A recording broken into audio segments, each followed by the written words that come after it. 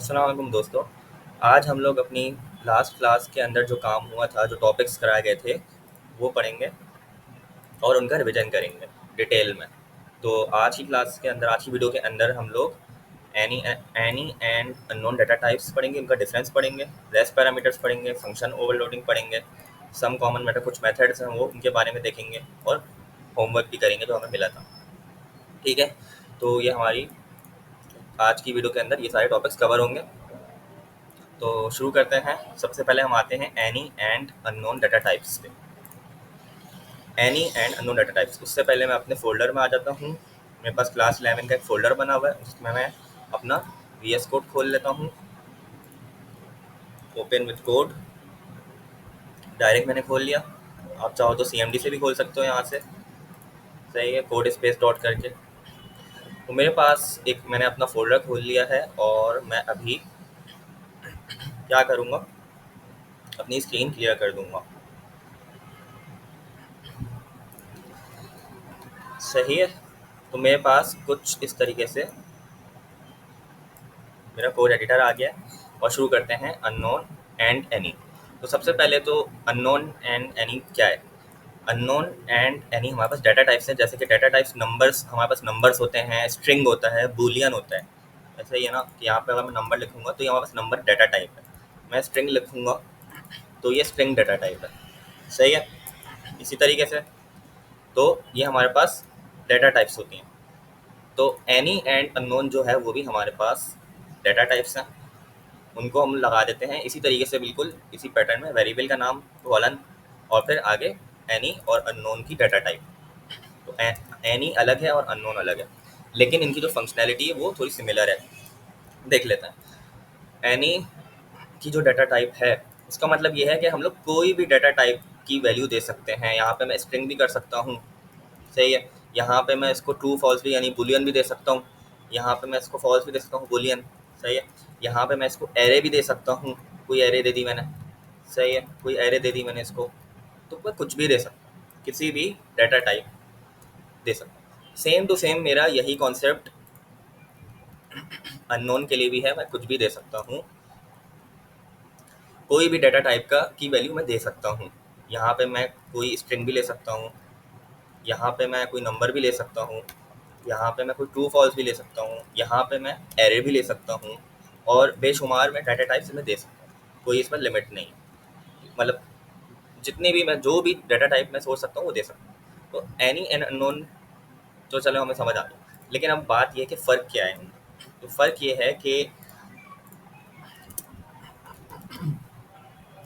है कि एनी की डाटा टाइप का मतलब ये है कि हम कोई सी भी डाटा टाइप दे सकते हैं, और अननोन में भी यही है, हम लोग कोई सी भी दे सकते हैं। लेकिन जो हमारे पास एनी है वो बैड प्रैक्टिस कहलाती है, उसको हम यूज़ ज़्यादा नहीं करते, वो सेफ़ नहीं होता, टाइप सेफ़ नहीं होता। जबकि जो हमारे पास अननोन की डाटा टाइप है, उसको जब हम यूज़ करते हैं तो वो हमारी गुड प्रैक्टिस कहलाती है। यानी ज़्यादातर हम लोग ये वाली प्रैक्टिस फॉलो करेंगे अननोन की। क्यों? क्योंकि ये टाइप सेफ होती है। टाइप सेफ क्या मतलब?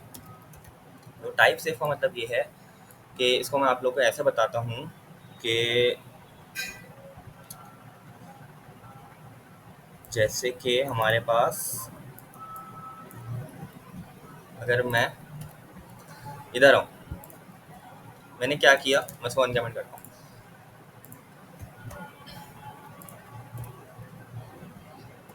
मेरे पास मैंने क्या किया कि एक वेरिएबल लिया, लेट रिजल्ट। सही है, उसकी टाइप है नंबर, और मैंने उसको नंबर को असाइन करा दिया। यानी नंबर में क्या वैल्यू थी, एनी की डाटा टाइप थी और 12 था। जब मैंने इसको नंबर को रिजल्ट के अंदर असाइन कराया या कॉपी किया, तो ये कोई एरर नहीं दे रहा, गिव्स नो एरर। सही है, ये कोई एरर नहीं दे रहा। लेकिन अगर मैं num2 को यूज़ करना चाहूँ यहाँ पे, तो क्या ये एरर देगा? तो ये एरर दे रहा है, ये बोल रहा है type unknown is not assignable. या इसका मतलब ये हुआ कि हम लोग जब अननोन का वेरिएबल लेंगे, अननोन का वेरिएबल क्या है, num2 है, और उसको हम लोग दूसरे वेरिएबल के अंदर डालना चाहेंगे या कॉपी करना चाहेंगे या असाइन करना चाहेंगे, तो वो एरर देगा। सही है, और मैं इसको इस तरीके से लिखूँ, यहाँ पे num1 दे रहा हूँ तो गिव्स नो एरर।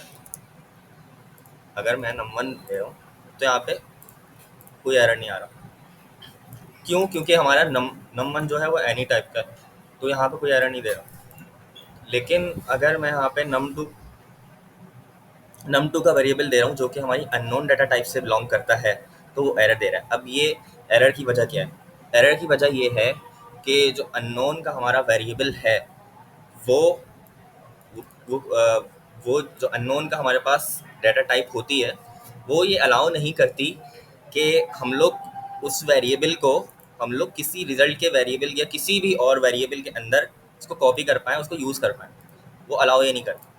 उसको अलाउ करने के लिए हम लोगों को एक्सप्लिसिट टाइप कास्टिंग करनी पड़ती है। अभी एक्सप्लिसिट टाइप कास्टिंग क्या होती है? तो इसलिए ये टाइप सेफ हम कहलाता है कि ये किसी और वेरिएबल के अंदर उस वैल्यू को कॉपी नहीं करने देता, एरर फेंक देता है। लिखा हुआ है type unknown is not assignable to type number. सही है। तो यहाँ तक बात समझ आ गई। अब हम लोग इस एरर को कैसे ख़त्म करें? हमें यूज़ तो यही करना है, गुड प्रैक्टिस यही कहलाता है। तो इसके लिए हमें क्या करना पड़ेगा कि हम लोग को एक्सप्लिसिट टाइप कास्टिंग करनी पड़ेगी। वो कैसे होती है? उसमें आगे हम लोग जो भी वेरिएबल हमारा है अननोन का, उसके आगे हम लोग लिख देते हैं एज नंबर या एज स्ट्रिंग। क्योंकि अभी मैंने यहाँ पे स्ट्रिंग दिया था, कंपाइलर को नहीं पता कि ये स्ट्रिंग है, नंबर है, क्या है। जो हमारा पीछे प्रोग्राम रीड कर रहा है, जो प्रोग्राम एग्जीक्यूट कर रहा है हमारा कंप्यूटर, उसको नहीं पता कि ये क्या है, क्योंकि हमने यहाँ पे अननोन दिया हुआ है। अभी उसको नहीं पता कि ये स्ट्रिंग है, यहाँ पे नंबर भी हो सकता है, कुछ भी। लेकिन यहाँ पे नीचे आके हम उसको बता रहे हैं कि ये जो वेरिएबल है num2, इसको तुम एज स्ट्रिंग लो और रिजल्ट के वेरिएबल के अंदर, जो कि स्ट्रिंग टाइप का वेरिएबल है रिजल्ट, उसमें स्टोर करा लो। समझ आई बात? तो हम लोग यहाँ पे एक्सप्लिसिट टाइप कास्टिंग कर रहे हैं, इसको हम कहते हैं एक्सप्लिसिट टाइप कास्टिंग। मुझे पता है बट थोड़ा सा मुश्किल है, लेकिन ये इसको हम यही कहते हैं, एक्सप्लिसिट टाइप कास्टिंग। सही है। एज का वर्ड लगाया और आगे हमने उसको बता दिया कि जो अननोन है वो किस वैल्यू का हो सकता है। अगर इस वैल्यू का होगा तभी एक्सेप्ट करना, वरना एरर दे देगा वो। फॉर एग्जांपल मैं यहाँ पे कोई नंबर देता हूँ तो अभी भी ये ले लेगा उसको और एज अ स्ट्रिंग लेगा। यानी क्या करेगा ये 12। अब आप लोग कह रहे हो कि आप तो नंबर दे दिया हमने, इसमें आप फॉर एग्जांपल 100 दे देता हूँ, तो अब ये 100 है और इसकी अननोन डाटा टाइप है। सही है। अब हम यहाँ पे इसको बोल रहे हैं कि num2 को तुम एज स्ट्रिंग लो और रिजल्ट 2 के अंदर स्टोर कर दो। तो आप लोग बोलोगे ये तो नंबर है और नंबर को हम लोग एज स्ट्रिंग ले रहे हैं, तो बिल्कुल ले सकते हैं। वो फिर नंबर को स्ट्रिंग एज अ स्ट्रिंग लेगा। यानी कि अगर मैं यहाँ पे कंसोल कराता हूँ रिजल्ट 2 को, सही है, अगर मैं यहाँ पे रिजल्ट 2 को कंसोल कराता हूँ, टर्मिनल खोलता हूँ और टर्मिनल में मैं आता हूँ CMD में और यहाँ पे मैं TSC main.ts and node main.js। सही है। मैंने इसको फाइल को रन किया तो रिजल्ट 2 मेरे पास प्रिंट होगा, रिजल्ट 2 100। तो ये जो रिजल्ट 2 है, इस रिजल्ट 2 में हमारे पास नंबर आ रहा है। क्यों नंबर आ रहा है? क्योंकि हमारे पास जो ओरिजिनल हमारे पास वैल्यू है वो नंबर ही है। तो जो हमारे पास ओरिजिनल वैल्यू है वो क्या है? वो 100 है और वो नंबर है। अभी कंपाइलर को नहीं पता कि वो अननोन है। सही है। इसको मैं अभी हटा देता हूँ, इसको हम लोग अभी यूज़ नहीं कर रहे। नम वन की बात नहीं कर रहे, हम num2 की बात कर रहे हैं। तो हमने एक वेरिएबल लिया num2, वो है अननोन टाइप का और वो है नंबर। एक्चुअल में वो नंबर है, उसकी टाइप नंबर है, लेकिन अभी हमने यहाँ पे अननोन लिखा हुआ है, हमें नहीं पता। तो हमने क्या किया, उसको num2 को एज स्ट्रिंग ले लो और रिजल्ट 2 के वेरिएबल के अंदर स्टोर करा दो। अब आप लोग बोलोगे कि हमने यहाँ पे as a string type casting की है, तो यहाँ पे कन्वर्ट क्यों नहीं कर रहा है स्ट्रिंग में? तो ये कन्वर्ट नहीं करता है, इसका कोई ना कोई रीज़न है। सही है। ये बस इतनी बात याद रख लें कि जो हमारी ओरिजिनल टाइप होगी ना, जो ओरिजिनल हमारी टाइप होगी, वही टाइप का हमारे पास यहाँ पे वेरिएबल प्रिंट होगा। और मैं आपको उसकी टाइप दिखाऊँ ना, टाइप ऑफ रिजल्ट 2, यानी कि किस टाइप का वेरिएबल है, तो उसको कंसोल कराऊंगा। टाइप ऑफ से हमें पता चल जाता है कि रिजल्ट 2 की टाइप क्या है। यानी रिजल्ट 2 अभी लग रहा होगा बज़ाहिर देखने से कि ये स्ट्रिंग टाइप का है, क्योंकि रिजल्ट 2 में हमने स्ट्रिंग दिया हुआ है, लेकिन ऐसा नहीं है। ये यहाँ पे कलरफुल कलर से प्रिंट हो रहा है। ये नंबर टाइप का हमारे पास वैल्यू है, नंबर की वैल्यू है, यानी नंबर की डाटा टाइप। अभी इसको रन करके दिखा देता हूँ। टाइप ऑफ मैंने अभी यहाँ पे दिया है, इसकी डाटा टाइप भी प्रिंट हो जाएगी रिजल्ट 2 की। तो रिजल्ट 2 के अंदर अभी हमारे पास नंबर है। सही है। नंबर क्यों है? नंबर इसलिए है कि हमने यहाँ पे ओरिजिनली इसको नंबर ही दिया था। सही है, ओरिजिनली हमने यहाँ पे नंबर ही इसको दिया था। ठीक है, तो हमारे पास हमने क्या किया, हम इसको कैसे यूज़ कर सकते हैं कि ग्रुप, पहले तो हमें ये पता चला कि एनी और अननोन होता है। सही है, एनी को हम डायरेक्ट यूज़ कर सकते हैं। एनी का यूसेज दिखा देता हूँ। एनी को हम लोग direct console dot log result को मैं करा सकता हूँ उसको। सही है, मेरे पास मैंने क्या किया, एनी का एक वेरिएबल लिया नम1। नम1 को मैंने किसके अंदर कॉपी किया, रिजल्ट के अंदर। रिजल्ट को मैंने स्टोर करा दिया। कोई एरर नहीं दे रहा है यहाँ पे, हमने कोई एक्सप्लिसिट यहाँ पे हमने उसको टाइप कास्टिंग नहीं की, कोई एरर नहीं दे रहा। देख ला, यहाँ पे ये रिजल्ट प्रिंट भी हो जाएगा 12। सही है, 12 प्रिंट होगा। तो एक तो हमें पता चलेगा कि एनी के अंदर हमें कोई एरर नहीं मिलता, तो बैड प्रैक्टिस है। सही है, टाइप सेफ नहीं है ये। टाइप सेफ हमारे पास क्या है, गुड प्रैक्टिस क्या है, अननोन यूज़ करना। और अननोन को यूज़ करने का तरीका क्या होता है कि हम लोग उसको एक्सप्लिसिट टाइप कास्टिंग कर देते हैं। कैसे करते हैं, जो भी वेरिएबल है हमारा अननोन वाला, उसके आगे हम लोग लिखेंगे एज, यानी एज का कीवर्ड, और फिर आगे जो भी टाइप हमें देनी है। अब यहाँ पे हमने स्ट्रिंग दी थी, लेकिन यहाँ पे स्ट्रिंग तो दे दिया था हमने, लेकिन वो फिर भी उसको नंबर ही ले रहा था क्योंकि ओरिजिनली वो नंबर है। अब यहाँ पे मैं नंबर अगर दे दूँ, यहाँ पे अगर मैं नंबर दे दूँ तो यहाँ पे भी नंबर ही देना पड़ेगा। तब तो जाहिर सी बात है वो नंबर ही उसको नंबर ही लेगा। सही है, यहाँ पे मैं कंसोल डॉट लॉग करा देता हूँ, उसको नंबर ही लेगा वो। रिजल्ट टू क्या है, 100। रिजल्ट टू के अंदर 100 आएगा, 100 आ गया और नंबर्स की टाइप आ गई। कैसे, नम टू के अंदर 100 था, नम टू अननोन टाइप का, हमने एक्सप्लिसिट टाइप कास्टिंग से उसको बताया कि ये जो है ना नंबर हमारे पास वैल्यू है, इसको तुम एज अ नंबर लेना। सही है, कन्वर्ट नहीं कर रहा वो, कन्वर्ट नहीं कर रहा था, बस उसको वो एज अ नंबर लेगा और रिजल्ट टू के अंदर डालेगा। और रिजल्ट टू को हमने यहाँ पे प्रिंट करा दिया 100, और रिजल्ट टू की टाइप क्या है, नंबर।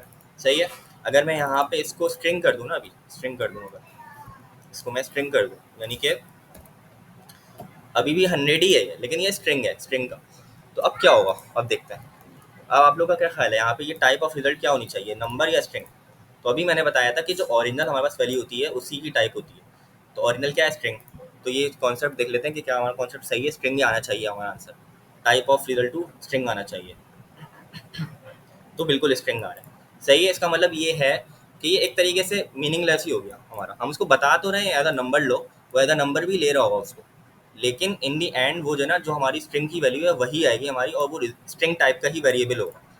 सही है, तो हम लोग ये एक्सप्लिसिट टाइप कास्टिंग क्यों कर रहे थे, क्योंकि हमारा एरर नहीं आएगा। अगर हम लोग ये चीज़ हटा दें यहाँ से तो हमारा एरर आ जाएगा। वो बोलेगा कि type unknown is not assignable to type number. ठीक है, यहाँ से मैं अगर इसको स्ट्रिंग भी कर दूँ ना, तब भी वो एरर देगा, type unknown is not assignable to string. ठीक है, तो हमारे पास ये एक्सप्लिसिट टाइप कास्टिंग होती है इसलिए।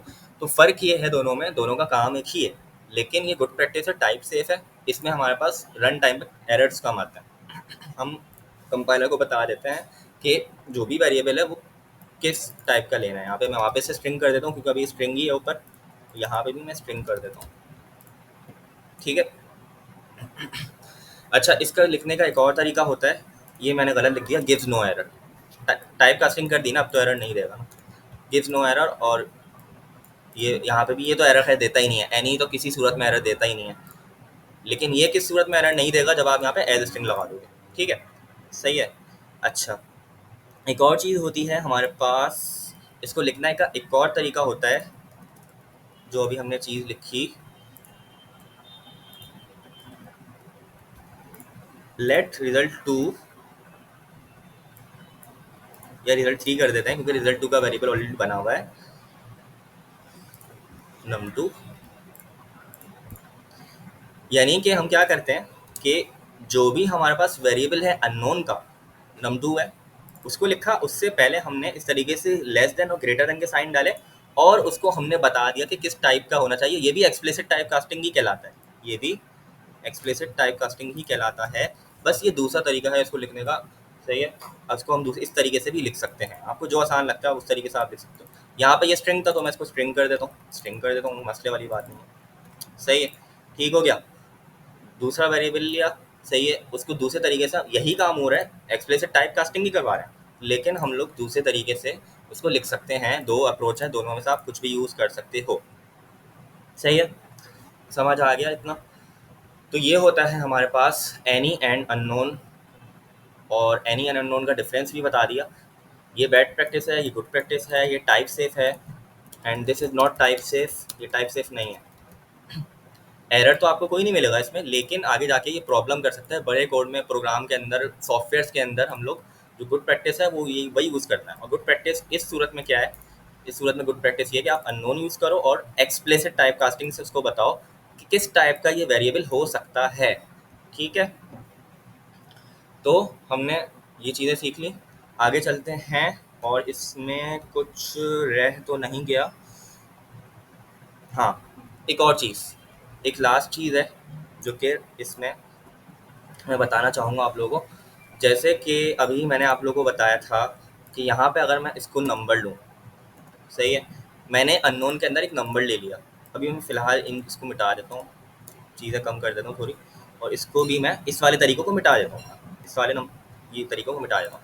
मेरे पास क्या है, एक सिंपल वेरिएबल है num2 का जो कि अननोन है, और उस num2 को मैंने एज स्ट्रिंग ले लिया। अब आप लोग कहोगे यहाँ पे 100 है, मैंने आप लोगों को अभी बताया कि यहाँ पे ये जो ओरिजिनल डाटा टाइप है उसी डाटा टाइप का यहाँ पे result2 का वेरिएबल बनेगा। स्ट्रिंग हमने यहाँ पे दिया हुआ है, यहाँ पे भी हमने इसको एक्सप्लिसिट टाइप कास्टिंग में स्ट्रिंग दिया हुआ है, लेकिन वो ओरिजिनल जो हमारा डाटा टाइप है वही लेगा। अभी मैं करके भी दिखा देता हूँ वापस से। यहाँ पे ये नंबर की डाटा टाइप ही आएगी। तो आप लोग बोलोगे कि अगर इसको हमें एक्चुअल में कन्वर्ट करना है तो वो कैसे होगा? मतलब मैं चाहता हूँ कि result2 के अंदर जो वैल्यू है वो स्ट्रिंग ही है, मुझे चाहिए ही नहीं नंबर, मुझे नहीं चाहिए नंबर, तो वो कैसे हो? तो उसका एक तरीका होता है, उसका तरीका ही होता है, इसको अभी मैं इसको कमेंट करता हूँ इस लाइन को, और मैं क्या करूँगा, मैं एक वेरिएबल लूँगा result2 का, उसी तरीके से मैं इसको स्ट्रिंग लूँगा, और मैं क्या करूँगा कि स्ट्रिंग num2,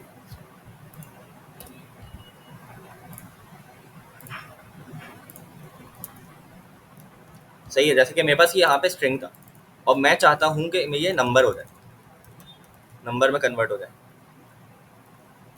मैं चाहता हूँ कि मेरे पास इसका रिजल्ट नंबर में आए। जब मैं इसका पैटर्न भूल गया, देख लेता हूँ वापस से। हाँ, नंबर कैपिटल होता है, सही है। तो अब ये कन्वर्जन कर रहा है, अब ये क्या कर रहा है, मेरे पास ये स्ट्रिंग है, सही है, मेरे पास एक नंबर है, नंबर का वेरिएबल है नंबर num2 का, जो कि अननोन है, जो कि स्ट्रिंग है, डबल इसमें इन्वर्टेड कॉमास आ रहे हैं, स्ट्रिंग है, सेंटेंस है ये। सेंटेंस तो नहीं कहूँगा इसको, 100 वैसे तो नंबर है दिखने में, लेकिन ये क्योंकि डबल कोटेशंस के बीच, डबल इन्वर्टेड कॉमास के बीच में है, तो इसलिए ये स्ट्रिंग है, स्ट्रिंग कहलाएगा। तो स्ट्रिंग को मैं चाहता हूँ कि रिजल्ट का जो वेरिएबल है वो मैं नंबर करना चाहता हूँ, मैं इसकी टाइप ही कन्वर्ट करना चाह रहा हूँ, जो ओरिजिनल वेरिएबल है उसको ही मैं कन्वर्ट कर रहा हूँ। मैं चाहता हूँ कि वो कन्वर्ट हो के result2 के अंदर है। तो मैंने क्या किया, num2 को नंबर के अंदर इसको इनपुट किया, और उसको मैंने फिर कहाँ कर दिया, रिजल्ट में साइन कर दिया। तो यहाँ पे हम लोग ये जो कर रहे हैं ये भी एक्सप्लिसिट टाइप कास्टिंग ही है, लेकिन यहाँ पे हम लोग साथ साथ कन्वर्जन भी कर रहे हैं, सही है। तो हमें ये एरर इसलिए नहीं दे रहा, यहाँ पे हमने एज भी नहीं लगाया, कुछ भी नहीं लगाया, डायरेक्ट हमने नंबर लिखा, सही है, और num2 लिखा जो वेरिएबल का नाम था अननोन के, और उसको असाइन कर दिया result2 को। result2 को यहाँ पे प्रिंट करा लेते हैं, अपनी बात वेरीफाई कर लेते हैं कि यहाँ पे जो टाइप है वो नंबर आनी चाहिए, मतलब स्ट्रिंग नहीं आनी चाहिए। स्ट्रिंग हमारी ओरिजिनल है लेकिन अब नहीं आएगी, क्योंकि हमने कन्वर्ट इसको कर दिया num2 को हमने कन्वर्ट कर दिया नंबर के अंदर, सही है। हम देख लेते हैं इसको,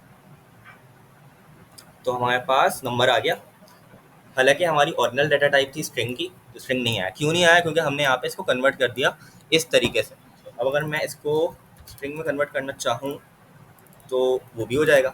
अगर मेरे पास ओरिजिनली यहाँ पे नंबर होता, सही है, और मैं यहाँ पे इसको कन्वर्ट करना चाहूँ num2 को स्ट्रिंग में, तो ये भी हो जाएगा। अब यहाँ पे टाइप ऑफ स्ट्रिंग आ जाएगा, मतलब टाइप ऑफ का जो आंसर होगा वो स्ट्रिंग आ जाएगा। तो इस तरीके से हम लोग उसको कन्वर्जन भी कर सकते हैं। मैं लिख देता हूँ conversion, and conversion, actual conversion हमारा यहाँ परफॉर्म हो रहा है। यहाँ पे सिर्फ हम उसको कंपाइलर को बता रहे थे कि ये इसको तुम एज ए स्ट्रिंग लो, कन्वर्ट नहीं करो, और इसको कन्वर्ट करके नहीं डालो, बस एज ए स्ट्रिंग लो और उसके अंदर इस वेरिएबल के अंदर स्टोर करवा दो, सही है। लेकिन यहाँ पे एक्चुअल में हम लोग कन्वर्जन परफॉर्म करवा रहे हैं। अगर हम लोग चाहते हैं कि जो भी वैल्यू है उसको कन्वर्ट करके रिजल्ट के वैल्यू वेरिएबल के अंदर डालो, तो फिर हम लोग इस तरीके से कन्वर्ट करवा रहे हैं, और यहाँ पे हमारे पास स्ट्रिंग आ गया कि ये 100 जो है ये स्ट्रिंग का है, ये result2 का जो वेरिएबल है ये स्ट्रिंग है, सही है। तो अननोन में बस ये चीज़ होती हैं, हमें एक्सप्लिसिट टाइप कास्टिंग करनी पड़ती है। लिखने के दो तरीके होते हैं, अगर हम लोग एक्चुअल में उसको कन्वर्जन कराना चाहें तो हम लोग वो इस तरीके से कर सकते हैं, यहाँ पे टाइप दे सकते हैं और उसको कन्वर्ट कर सकते हैं। और मेरे ख्याल से बूलियन की भी होगी, चेक कर लेता हूँ। बूलियन भी है यहाँ पे, बूलियन में भी कन्वर्ट कर सकते हैं। सही है, तो वो किस तरीके से होगा, वो भी इसी तरीके से ही होगा कुछ। मैं इसको यहाँ पे बूलियन कर दूंगा। टेस्ट कर लेते हैं क्या आंसर आना चाहिए। 100 है, 100 को बूलियन में कन्वर्ट करूंगा तो क्या आएगा ये मुझे भी नहीं पता अभी, देख लेते हैं ऐसे ही फन के लिए। तो ये आ रहा है ट्रू। सही है, अब ये ट्रू इसलिए आ रहा है, रिजल्ट 2 में ट्रू आ रहा है, और टाइप ऑफ तो बुलियन ही होगा, हमें पता है कि टाइप तो बुलियन ही रहनी है क्योंकि हमने इसको बुलियन में कन्वर्ट कर दिया। लेकिन ये ट्रू कैसे आ रहा है, ट्रू ऐसे आ रहा है कि अगर हमारे पास जीरो के अलावा कोई भी नंबर होगा ना पॉजिटिव तो वो ट्रू देगा, और जीरो जीरो होगा तो वो फॉल्स देगा। करके देख लेते हैं, जीरो होगा तो वो फॉल्स देगा। ये चीज़ पढ़ाने की नहीं है लेकिन मैं ऐसे ही वो कर रहा हूँ, प्रैक्टिकल कर रहा हूँ। फॉल्स आ गया, सही है, लॉजिक सही है। -1 करूँगा, कोई भी नेगेटिव वैल्यू होगी तो वो वापस से फॉल्स देना चाहिए अकॉर्डिंग टू मी, मेरे हिसाब से ऐसा होना चाहिए। तो ये ट्रू दे रहा है। अच्छा, तो कोई भी नंबर होगा चाहे वो नेगेटिव हो या पॉजिटिव हो वो ट्रू देगा, जीरो होगा तो वो फॉल्स देगा। सही है, +1 करके देखते हैं और हमारे पास ट्रू आ गया। सही है, तो ये हमारे पास होता है एनी एंड अननोन के। हमने कुछ चीज़ें देख ली, टाइप कास्टिंग देख ली और कन्वर्जन देख लिया एक्चुअल में, और ये हमने देख लिया कि इसको हम कैसे दो तरीकों में हम लोग टाइप कास्टिंग कर सकते हैं। नीचे वाला तरीका जो मैंने नीचे बताया था, कहाँ गया वो मैंने, अच्छा वो मैंने इसको ख़त्म कर दिया, मैं कंट्रोल Z कर देता हूँ। मेरे पास वो जो तरीका था वो कुछ इस तरीके का था।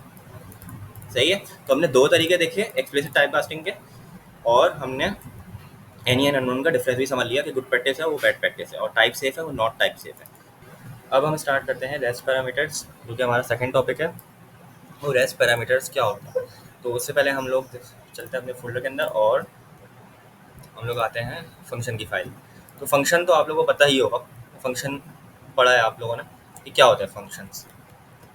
बेसिक फंक्शन की अगर मैं बात करूं तो वो कुछ इस तरीके से होता है, फंक्शन और फंक्शन का नाम और फिर उसके अंदर उसका पैरामीटर होता है। यहाँ पे हम लोग कुछ भी पास कर सकते हैं। अब यहाँ पे मैंने क्या किया हुआ है, एक एरे को पास किया हुआ है। मेरे पास एक एरे है, उसके अंदर मेरे पास, मैं यहाँ पे इस तरीके से बना रहा हूँ, let friends is equals to friend की मैंने एक एरे ले ली। ठीक है, उसके अंदर स्ट्रिंग की एरे है वो, और उसके अंदर कुछ मेरे पास लोग हैं, लोगों के नाम हैं इस तरीके से, अली अहमद। और इस फ्रेंड्स की एरे को मैंने इनवाइट के फंक्शन के अंदर पास कर दिया, पैरामीटर हमारे पास एज अ पैरामीटर पास कर दिया। सही है, हमारे पास पैरामीटर क्या है, गेस्ट स्ट्रिंग, यानी कि इस पैरामीटर में कोई जो भी एरे, जो भी यहाँ से जो भी चीज़ पास होगी ना, जो भी चीज़ पास होगी उसको एरे होना चाहिए, उसको कुछ और नहीं हो सकता, वो एरे ही पास होगा। तो मैंने एक एरे बनाई, सही है, लेट करके, और उसको मैंने फ्रेंड्स के अंदर इनवाइट के अंदर एज अ पैरामीटर पास कर दिया उस एरे को। सही है, ये पैरामीटर यहाँ पे मैंने डिफाइन किया, और नीचे मैंने क्या किया, फंक्शन के अंदर उसको प्रिंट करा दिया, सिंपल यही किया और कुछ भी नहीं किया। सही है, तो अब मैं इस फाइल को रन करता हूँ, मेरे पास ये कोड है, फंक्शन को कॉल कर रहे हैं विद पैरामीटर। तो ये तो रिविजन है पुराना। अच्छा, मैंने गलत फाइल रन कर ली। मेरे पास जो फाइल का नाम है वो फंक्शन .ts है और function.js। सही है, रन करते हैं इसको, तो मेरे पास प्रिंट हो गया। इतनी बात तो सबको समझ आती है, लेकिन अगर मैं ये चाहूँ कि मैं यहाँ पे, मैं जो है ना, ये वाला एक तरीका तो ही हो गया, लेकिन मैं चाहता हूँ कि मैं जो है ना डायरेक्ट एरे, जैसे मैं अभी डायरेक्ट एरे पास कर रहा हूँ, मैं चाहता हूँ कि मैं एरे नहीं बनाऊँ, मैं डायरेक्ट ही यहाँ पे ना इस तरीके से नाम पास कर दूँ, और जितने भी नाम हो वो सारे के सारे इस तरीके से पास हो जाए। डायरेक्ट मैं इस तरीके से कर दूँ, जितने भी, वो इनफाइनाइट भी हो सकते हैं, 5 6 7 जितने भी हो सकते हैं वो पास कर दूँ, और वो एरे के अंदर वो फंक्शन के अंदर जाके मेरे पास जो भी इसमें काम कराना होगा हम करा लेंगे, प्रिंट हो जाए या जो भी हो जाए। तो डायरेक्ट अगर मुझे इस तरीके से पास करना है, एरे नहीं बनानी मुझे, तो फिर हम क्या करेंगे, तो उसके लिए हमारे पास आते हैं रेस्ट पैरामीटर्स। सही है, अभी तो मैंने आपको एरे करके एरे वाला तरीका बताया कि एरे पास कर दी तो एरे प्रिंट हो जाएगी। ठीक है, अब रेस्ट पैरामीटर्स यहाँ पे जब यूज़ होते हैं, जब हमारे पास ऐसे हमें एरे नहीं बनानी और हमें डायरेक्ट उसमें वैल्यूज़ को डायरेक्टली पास करना हो इस तरीके से, तो हम कैसे करते हैं? तो सिंपल इसका तरीका ये है, हम क्या करेंगे, एक फंक्शन बनाया, सही है, एक फंक्शन बना दिया हमने सिंपल, ठीक है। अभी मैं इस कंसोल को भी हटा देता हूँ। मैंने एक फंक्शन बनाया सिंपल, फंक्शन का नाम दिया, राउंड ब्रैकेट्स दिए, और यहाँ पे 3 डॉट्स लगाए। पैरामीटर में मैंने क्या किया, तीन डॉट्स लगाए, और मैंने यहाँ पे एक वेरिएबल का नाम दे दिया, सही है।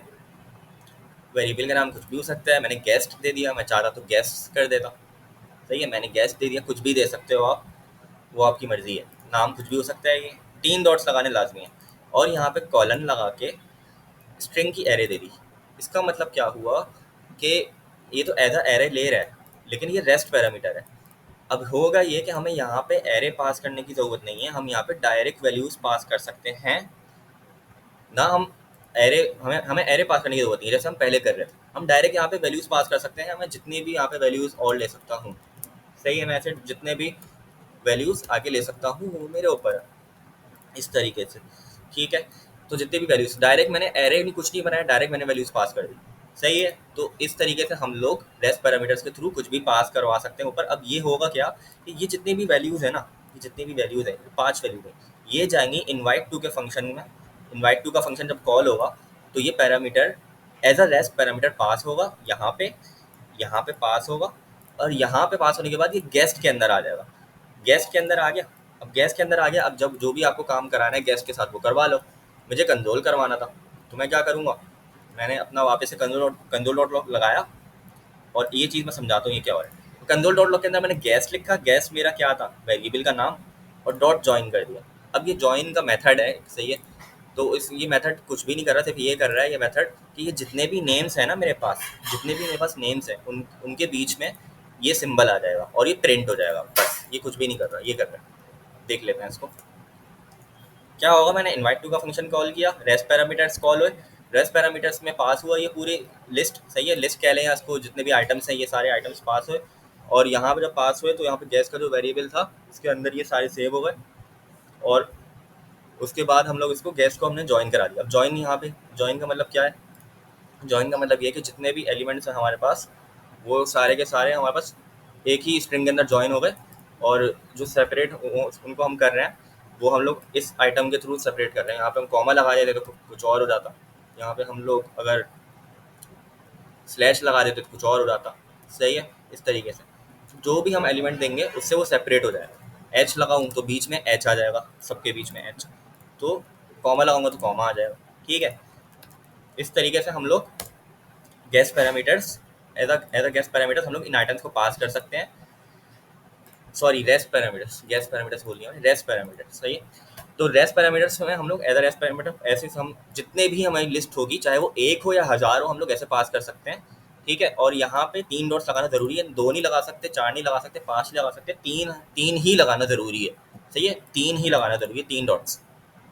तो ये हमने अभी यहाँ पे प्रिंट कराया था कॉमा से। तो गेस्ट डॉट जॉइन बस इतना कर रहा है कि जितने भी एलिमेंट्स हैं हमारे पास गेस्ट के अंदर, उन सबको एक स्ट्रिंग में लो और उन सबको ज्वाइन कराओ एक ही स्ट्रिंग के अंदर, और किससे सेपरेट कर दो कॉमा से अलग कर दो, बस ये करना है यहाँ पे। ये इस तरीके से मैं यहाँ पे एक पाइप लगा दूंगा तो वो पाइप से सेपरेट कर देगा, सही है। तो आगे चलते हैं, हमारा ये रेस्ट पैरामीटर्स का टॉपिक हो गया। लेकिन हाँ, एक और चीज़ इसमें है रेस्ट पैरामीटर्स में कि रेस्ट पैरामीटर, अभी मैं इसको कमेंट करता हूँ, ठीक है, मैं इसको कमेंट करता हूँ। और ये असल में मेरे दोस्त है, उसका मैंने नाम आदिल सोतू लिख दिया था, खैर। तो ये मैंने यहाँ पे इसको वापस मैंने एक और फंक्शन बनाया इनवाइट थ्री के नाम से इस बार। और मैं क्या कर रहा हूँ, अभी मैं ये कंसोल हटा दे रहा हूँ सिंपलिसिटी के लिए।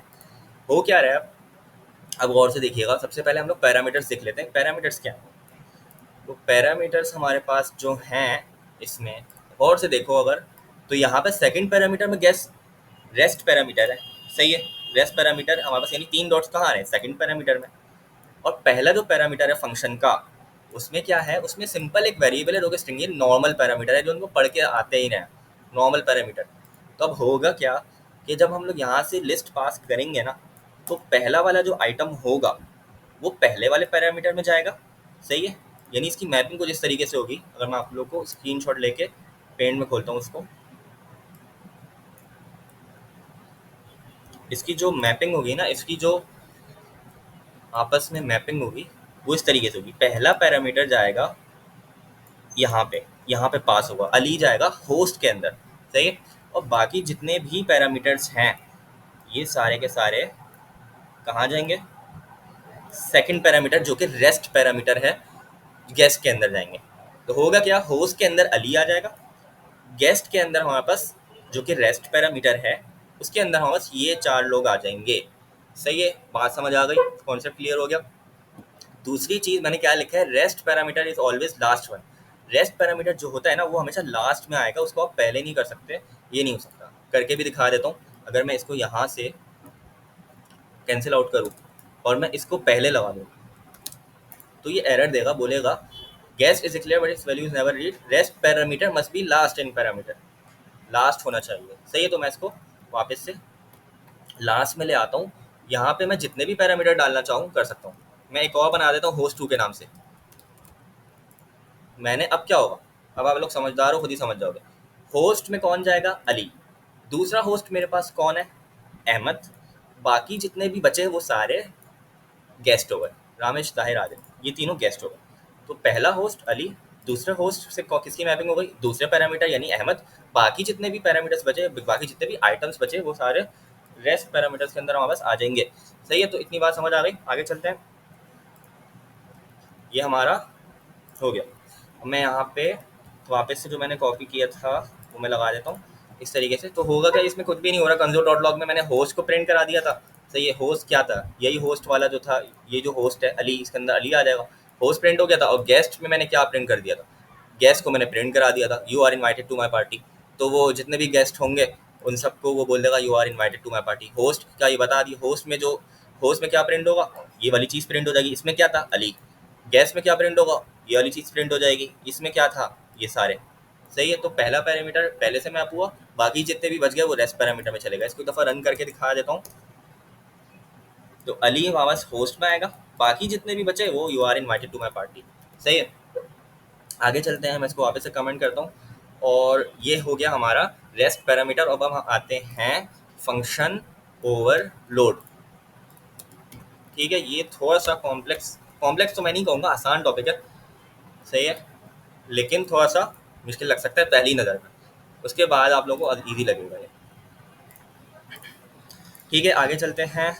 और आप लोग बोलोगे क्या अजीब सी चीज़ आ गई है, इसको आप लोग भूल जाओ। देखो, मेरे पास सिंपल एक फंक्शन है, सिंपल फंक्शन है मेरे पास।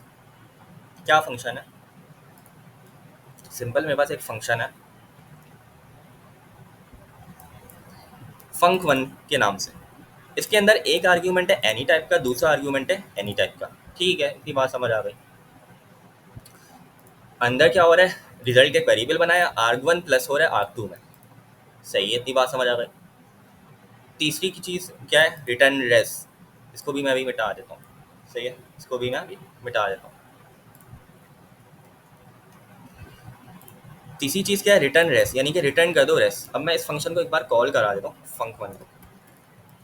होगा क्या देखते हैं। मैंने 2 पास किया, 3 पास किया, मेरे पास 2 पैरामीटर थे ऐसे ही, एक पैरामीटर arg1 के नाम से, एक पैरामीटर arg2 के नाम से। एक में मैंने 2 पास कर दिया, इसमें 2 जाएगा, इसमें मैंने 3 पास किया, 3 जाएगा। चेक करते हैं क्या होगा। कुछ भी नहीं होगा, क्योंकि मैंने कंसोल डॉट लॉग तो कराया ही नहीं। सही है, कंसोल डॉट लॉग भी तो कराना पड़ेगा, तो इसको कंसोल डॉट लॉग भी तो कराना पड़ेगा ना। यहाँ से वैल्यू रिटर्न हो रही है, यहाँ पे कंसोल नहीं हो रहा। तो रिटर्न होके वो कहाँ आएगा, जहाँ पे फंक्शन कॉल हुआ था। तो ये RES का जो वेरिएबल है, जब हमने यहाँ पे 2 और 3 भेजा इसके अंदर, तो 2 और 3 प्लस हुआ। सही है, 2 और 3 जब प्लस हुआ तो 5 आंसर आया, 5 RES के अंदर चला गया। RES कहाँ से रिटर्न, RES अगली आया में रिटर्न हो रहा है, RES के अंदर क्या है 5, तो रिटर्न हो रहा है 5।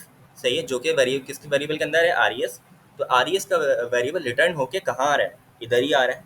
इधर जब आ रहा है तो उसको कंसोल डॉट लॉग नहीं मिला, तो उसको प्रिंट ही नहीं किया। अब जब वो रिटर्न हुआ, और अब जब वो रिटर्न होगा ना, अब जब मैं रन करूँगा, जब वो रिटर्न होगा RES का वेरिएबल, तो कुछ इस तरीके से हो जाएगा। इसकी जगह हम लोग कुछ इस तरीके से लिख सकते हैं कि ये RES console dot log RES, इस तरीके से लिख सकते हैं। तो कंसोल डॉट लॉग के अंदर RES आ जाएगा, सही है, जब रिटर्न होगा और वो प्रिंट हो जाएगा। रिटर्न होने का मतलब यही होता है कि यहाँ से रिटर्न होके इधर आ जाए। सही, यहाँ से रिटर्न होके इधर आ जाए। जहाँ से फंक्शन कॉल हुआ होता है ना, वहाँ रिटर्न होता है। कॉल कहाँ हो रहा था, यहाँ पे। आगे चलते हैं, इसको मैं एक दफ़ा दिखा देता हूँ कि इसका आंसर 5 ही आएगा। कंसोल डॉट लॉग किया, 5 आ गया। सही है, समझ आ गया। अब हम लोग आते हैं अपने असल कॉन्सेप्ट पे, फंक्शन ओवरलोडिंग। तो फंक्शन ओवरलोडिंग का मतलब ये होता है कि आपके पास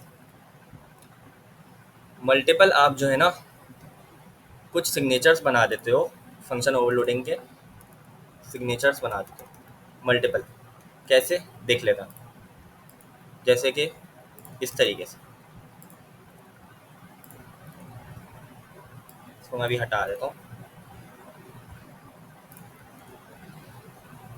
तो मैंने क्या किया, मैंने सिंपल क्या किया कि मैंने ना इस तरीके से कुछ फंक्शंस डिफाइन कर दिए। इसका तरीका ये होता है कि आप क्या करते हो, एक मेन फंक्शन होता है आपका, एक मेन फंक्शन होता है और कुछ सिग्नेचर्स होते हैं। सिग्नेचर्स से मतलब क्या है, वो साइन करने वाला सिग्नेचर नहीं है।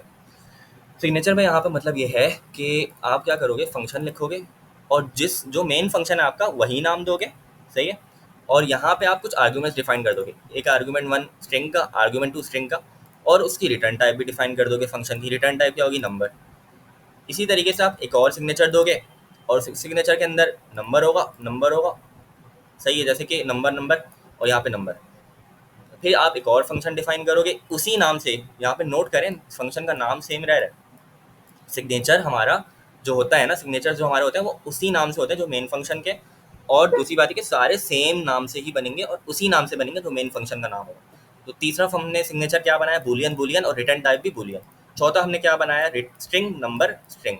तो आप लोग बोल लो ये चल क्या रहा है, मतलब हम लोग सोच रहे हैं कि क्या हो रहा है कि यहाँ पे स्ट्रिंग स्ट्रिंग लिया, फिर नंबर नंबर लिया, फिर बूलियन बूलियन लिया, फिर स्ट्रिंग नंबर। तो फंक्शन ओवरलोडिंग का मतलब ये होता है कि आप एक ही फंक्शन बनाओ। सही है, लेकिन उसमें डिफरेंट डाटा टाइप्स के पैरामीटर्स पास कर सकते हो। मतलब ये है, समझाता हूँ। मतलब ये है कि एक मैंने पैरामीटर पास कर दिया हेलो का, यानी एक स्ट्रिंग एक नंबर। एक मैंने पास कर दिया हेलो देयर, एक स्ट्रिंग और एक और स्ट्रिंग, यानी दोनों स्ट्रिंग। एक मैंने पास कर दिया ट्रू फॉल्स, यानी बूलियन। हमारे पास फंक्शन का नाम सेम रह रहा है। सही है, अभी ऊपर की चीज़ को भूलना है, मैं सिर्फ कॉल करा रहा हूँ इसको। कॉल कैसे कराया मैंने, कि हमारा फंक्शन का नाम सेम रह रहा है, अंदर पैरामीटर्स चेंज हो रहा है। कैसे, पहली दफ़ा जब मैंने कॉल कराया ना इसको, तो मैंने दोनों नंबर दे दिए। दूसरी मरतबा जब मैंने इसको कॉल कराया तो मैंने एक स्ट्रिंग दे दिया और एक नंबर दे दिया। तीसरी मरतबा मैंने जब इसको कॉल कराया तो फिर मैंने उसको दोनों स्ट्रिंग दे दिए। और चौथी मरतबा जब मैंने इसको कॉल कराया तो उसको मैंने ट्रू और फॉल्स यानी कि बूलियन वैल्यूज दोनों दे दी। सही है, हर बार में मैं अलग अलग पैरामीटर से हूँ। ठीक है, तो जब मैंने पहली मरतबा इसको कॉल कराया तो ये कौन सा फंक्शन कॉल होगा, कौन सा सिग्नेचर कॉल होगा, दोनों नंबर वाला। दोनों नंबर वाला हमारे पास है, बिल्कुल है, ये वाला। लाइन नंबर 50 पे हमारे पास दोनों आर्गूमेंट नंबर के हैं, तो ये वाला कॉल होगा। जब मैं इसको एक स्ट्रिंग दूंगा, एक स्ट्रिंग दूंगा और एक नंबर दूंगा तो कौन सा कॉल होगा, फिर ये कॉल होगा ये वाला, चौथा, फोर्थ। तो ये स्ट्रिंग और नंबर। जब मैं इसको दोनों स्ट्रिंग दूंगा तो फिर वो कौन सा कॉल होगा, दोनों स्ट्रिंग मेरे पास पहला सिग्नेचर है। सही है, और जब मैंने इसको दोनों बूलियन दे दिए तो कौन सा कॉल होगा, थर्ड वाला, दोनों बूलियन। तो इस तरीके से हम लोग, फंक्शन का नाम सेम रह रहा है लेकिन फंक्शन के पैरामीटर्स की लिस्ट चेंज हो रही है, उसको हम लोग चेंज कर रहे हैं। मतलब कि या तो वो स्ट्रिंग का हो सकता है, नंबर हो सकता है, कॉम्बिनेशन चेंज हो रहा है हमारा। सही है, तो हमने यहाँ पे ये सिग्नेचर्स बनाए थे, अब हमें समझ आया कि ये हमने कॉम्बिनेशन बनाया था कि क्या क्या वैलिड है। अगर मैं यहाँ से ये स्ट्रिंग स्ट्रिंग हटा दूँ तो फिर यहाँ पे ये एरर देगा, बोलेगा कि एग्जिस्ट नहीं कर रहा, no overload matches this call. कोई भी ओवरलोड इस टाइप का नहीं बना हुआ, यानी कि जिसमें दोनों हमारे पास स्ट्रिंग हो। सही है, तो हमारे पास इस तरीके से हम लोग इसके सिग्नेचर्स बनाते हैं। और अब मैं इसको एक दफ़ा रन करवा देता हूँ। अच्छा, मेन जो बॉडी है हमारे पास, उसमें टाइप हम लोग एनी ही देंगे। क्यों एनी देंगे, क्योंकि हमारे पास असल में ये चीज़ रन हो रही है, लेकिन ये इससे रेफरेंस ले रहा है कि स्ट्रिंग हो सकता है, यहाँ पे नंबर भी आ सकता है, बूलियन भी आ सकता है। हमने क्या किया है, पहले पैरामीटर की लिस्ट अगर देखें, यहाँ पे स्ट्रिंग भी है, नंबर भी है, बूलियन भी है, स्ट्रिंग भी है, तो एनी हो सकता है, कुछ भी आ सकता है। यहाँ पे भी स्ट्रिंग, नंबर, बूलियन, नंबर, तो यहाँ पे भी एनी ले लिया। तो मेन फंक्शन में हम लोग एनी एनी रखेंगे यहाँ पे, यानी कि एनी की टाइप रखेंगे, और अंदर जो भी हमें काम कराना है वो हम करा सकते हैं। सही है। अच्छा, तो मैंने अब इस प्रोग्राम को रन जब किया ना, तो हुआ क्या देखते हैं। जब मैंने पहली बार कॉल किया तो फंक्शन टू टू और थ्री वाला जब कोड चला, सही है, तो टू और थ्री जब पास हुआ तो ये टू और थ्री इसने प्लस करके दीजिए 5 होगा। सही है। तो इस सूरत में जब ये पहली दफ़ा कॉल हुआ तो कौन सा फंक्शन का सिग्नेचर चला होगा, नंबर और नंबर वाला, क्योंकि दोनों नंबर थे, तो ये वाला सेकंड वाला। अब जब मैंने हेलो और थ्री वाले को कॉल किया, सही है, यानी कि इस वाले फंक्शन को, इसमें एक स्ट्रिंग और एक नंबर है, तो कौन सा सिग्नेचर चला होगा, एक स्ट्रिंग और एक नंबर, यानी कि फोर्थ वाला, ये वाला। ठीक है। तो इसमें इसने इसने क्या किया, हेलो और थ्री को प्लस किया, यानी कि हेलो प्लस थ्री। तो इसमें बेसिकली क्या हो रहा है, हमारे पास स्ट्रिंग टू या नंबर टू स्ट्रिंग तो कोवर्जन हो रहा है, नंबर टू स्ट्रिंग कोवर्जन। सही है। हो क्या रहा है कि ये जो थ्री है हमारा नंबर है, और हेलो जो है हमारा स्ट्रिंग है। तो ये क्या कर रहा है, ये टाइप स्क्रिप्ट क्या कर रही है, बाय डिफ़ॉल्ट थ्री को, नंबर है ना, नंबर को स्ट्रिंग में कन्वर्ट कर रही है, और फिर यहाँ पे ये पूरे को कॉन्केटिनेट कर रही है, यानी कि हेलो प्लस थ्री हो रहा है जब। तो बेसिकली हो क्या रहा है कि हेलो को वो किस में ऐड कर रही है, थ्री में, लेकिन थ्री स्ट्रिंग का, नंबर का नहीं। अभी यहाँ पे नंबर था, नंबर को उसने कन्वर्ट कर दिया या कोर्ज कर दिया किसमें, स्ट्रिंग में, और हेलो थ्री आ गया। इसी तरीके से हेलो देयर में तो सिंपल है, दोनों स्ट्रिंग वाले, हमारा दोनों स्ट्रिंग वाले सिग्नेचर लग जाएंगे, और हमारे पास हेलो देयर ऐसे ही प्लस होके आ जाएगा, कोई कोवर्जन नहीं हो रहा। ट्रू फॉल्स में क्या हो रहा है कि ट्रू और फॉल्स का मतलब ये होता है कि ट्रू का मतलब होता है बेसिकली वन, फॉल्स का मतलब होता है ज़ीरो। तो बेसिकली हो क्या रहा है कि one plus zero, one plus zero, तो वन प्लस ज़ीरो कितना होता है, वन। ठीक है, तो ये हो गया। तो अब आखिरी वाला जब हमने कॉल किया होगा तो कौन सा चला होगा, थर्ड वाला सिग्नेचर चला होगा। सही है। दूसरी बात ये कि सिग्नेचर के अंदर हमने रिटर्न टाइप भी दी हुई है कि किस रिटर्न टाइप में वो रिटर्न फंक्शन जब कॉल हो रहा है तो किस रिटर्न टाइप में वो होगा। अब मैंने स्ट्रिंग और स्ट्रिंग दिया था, सही है, स्ट्रिंग और स्ट्रिंग। तो स्ट्रिंग और स्ट्रिंग में मैंने जब इसको कॉल कराया तो यहाँ पे इसकी रिटर्न टाइप वैसे तो नंबर है, सही है, लेकिन ये नंबर में रिटर्न नहीं हो रहा, ये स्ट्रिंग में हो रहा है, तो उसको स्ट्रिंग ही कर देता हूँ। तो ये स्ट्रिंग ही मैंने कर दिया इसको। सही है। तो यहाँ पे ये एज अ स्ट्रिंग। अब यहाँ पे फॉर एग्जांपल दोनों नंबर थे, तो यहाँ पे दोनों नंबर ही आ गए। तो ये भी हमें देखनी पड़ती है कि टाइप क्या होगी इसकी। यहाँ पे जैसे बूलियन को प्लस करवा रहे हैं तो यहाँ पे मैं नंबर भी ले सकता हूँ, क्योंकि नंबर रिटर्न हो रहा था बूलियन, यानी कि ट्रू और फॉल्स को जब हम करवा रहे हैं तो वन आ रहा है, ऐसा ही है। तो यहाँ पे मैं इसको नंबर ले सकता हूँ। सही है। तो हम लोग, हमारे ऊपर डिपेंड करता है हमें टाइप क्या देनी है, फंक्शन की रिटर्न टाइप क्या देनी है। ठीक है। अच्छा, तो ये हमारे पास हो गया फंक्शन ओवरलोडिंग। इसमें फंक्शन के नाम सेम रहते हैं, सिग्नेचर दे देते हैं, और फंक्शन की पैरामीटर की लिस्ट दे देते हैं। अब बात आती है कि अगर मेरे पास कोई ऐसा सिग्नेचर हो जिसमें मेरे पास तीन पैरामीटर्स हो, फिर क्या होगा। जैसे कि मेरे पास आर्ग थ्री है, एक और मेरे पास आर्ग्यूमेंट आ गया बूलियन का, इस मरतबा बूलियन भी मेरे पास शामिल होगा। अब क्या होगा, कुछ नहीं होगा, मैंने एक और सिग्नेचर बना लिया, तीन नाम से बना लिया, सही है, और मतलब तीन उसमें पैरामीटर्स दे दिए, सही है, और मैंने एक रिटर्न टाइप दे दी, मैंने यहाँ पे स्ट्रिंग दे दी है।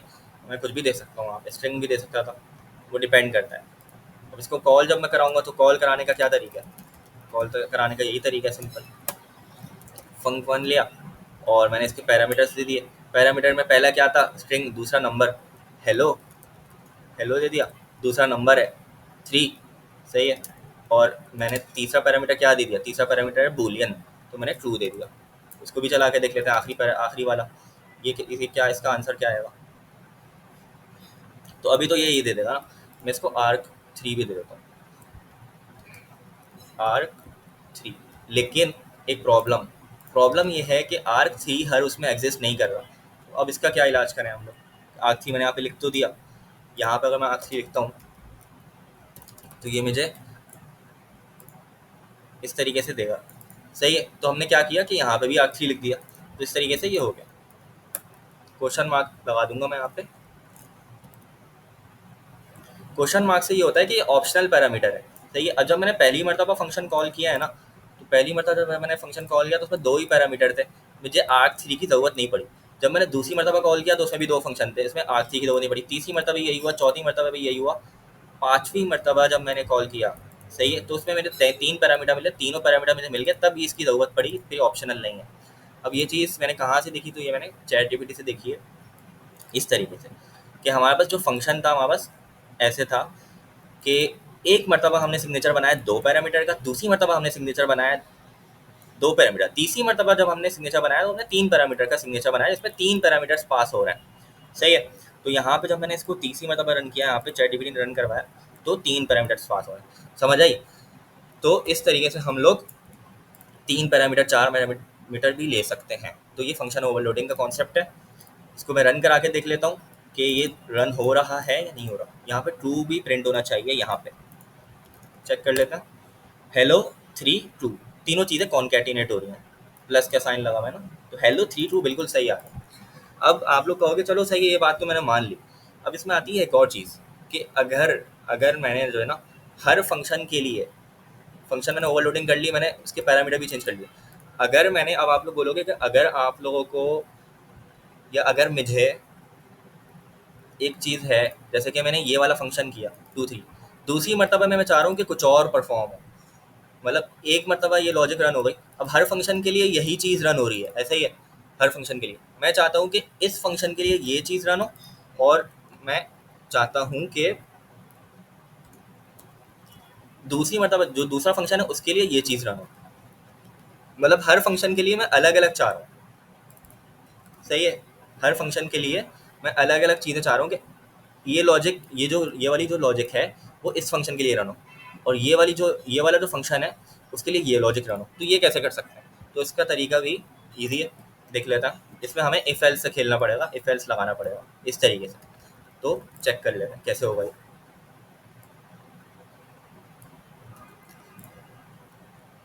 सही है। तो मैंने क्या किया, इफ एल्स लगा दिया। अब देख लेते हैं, आर्क 1 आ जाएगा, इधर इधर आर्क 2 आ जाएगा। ठीक है। हो क्या रहा है अभी मैं समझाता हूँ, बिल्कुल परेशान होने की जरूरत नहीं है। आर्क 1,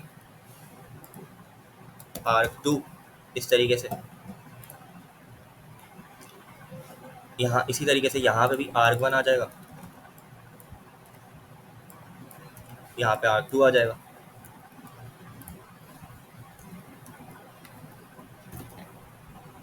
ठीक है। यहाँ पे आर्क 3 आ जाएगा।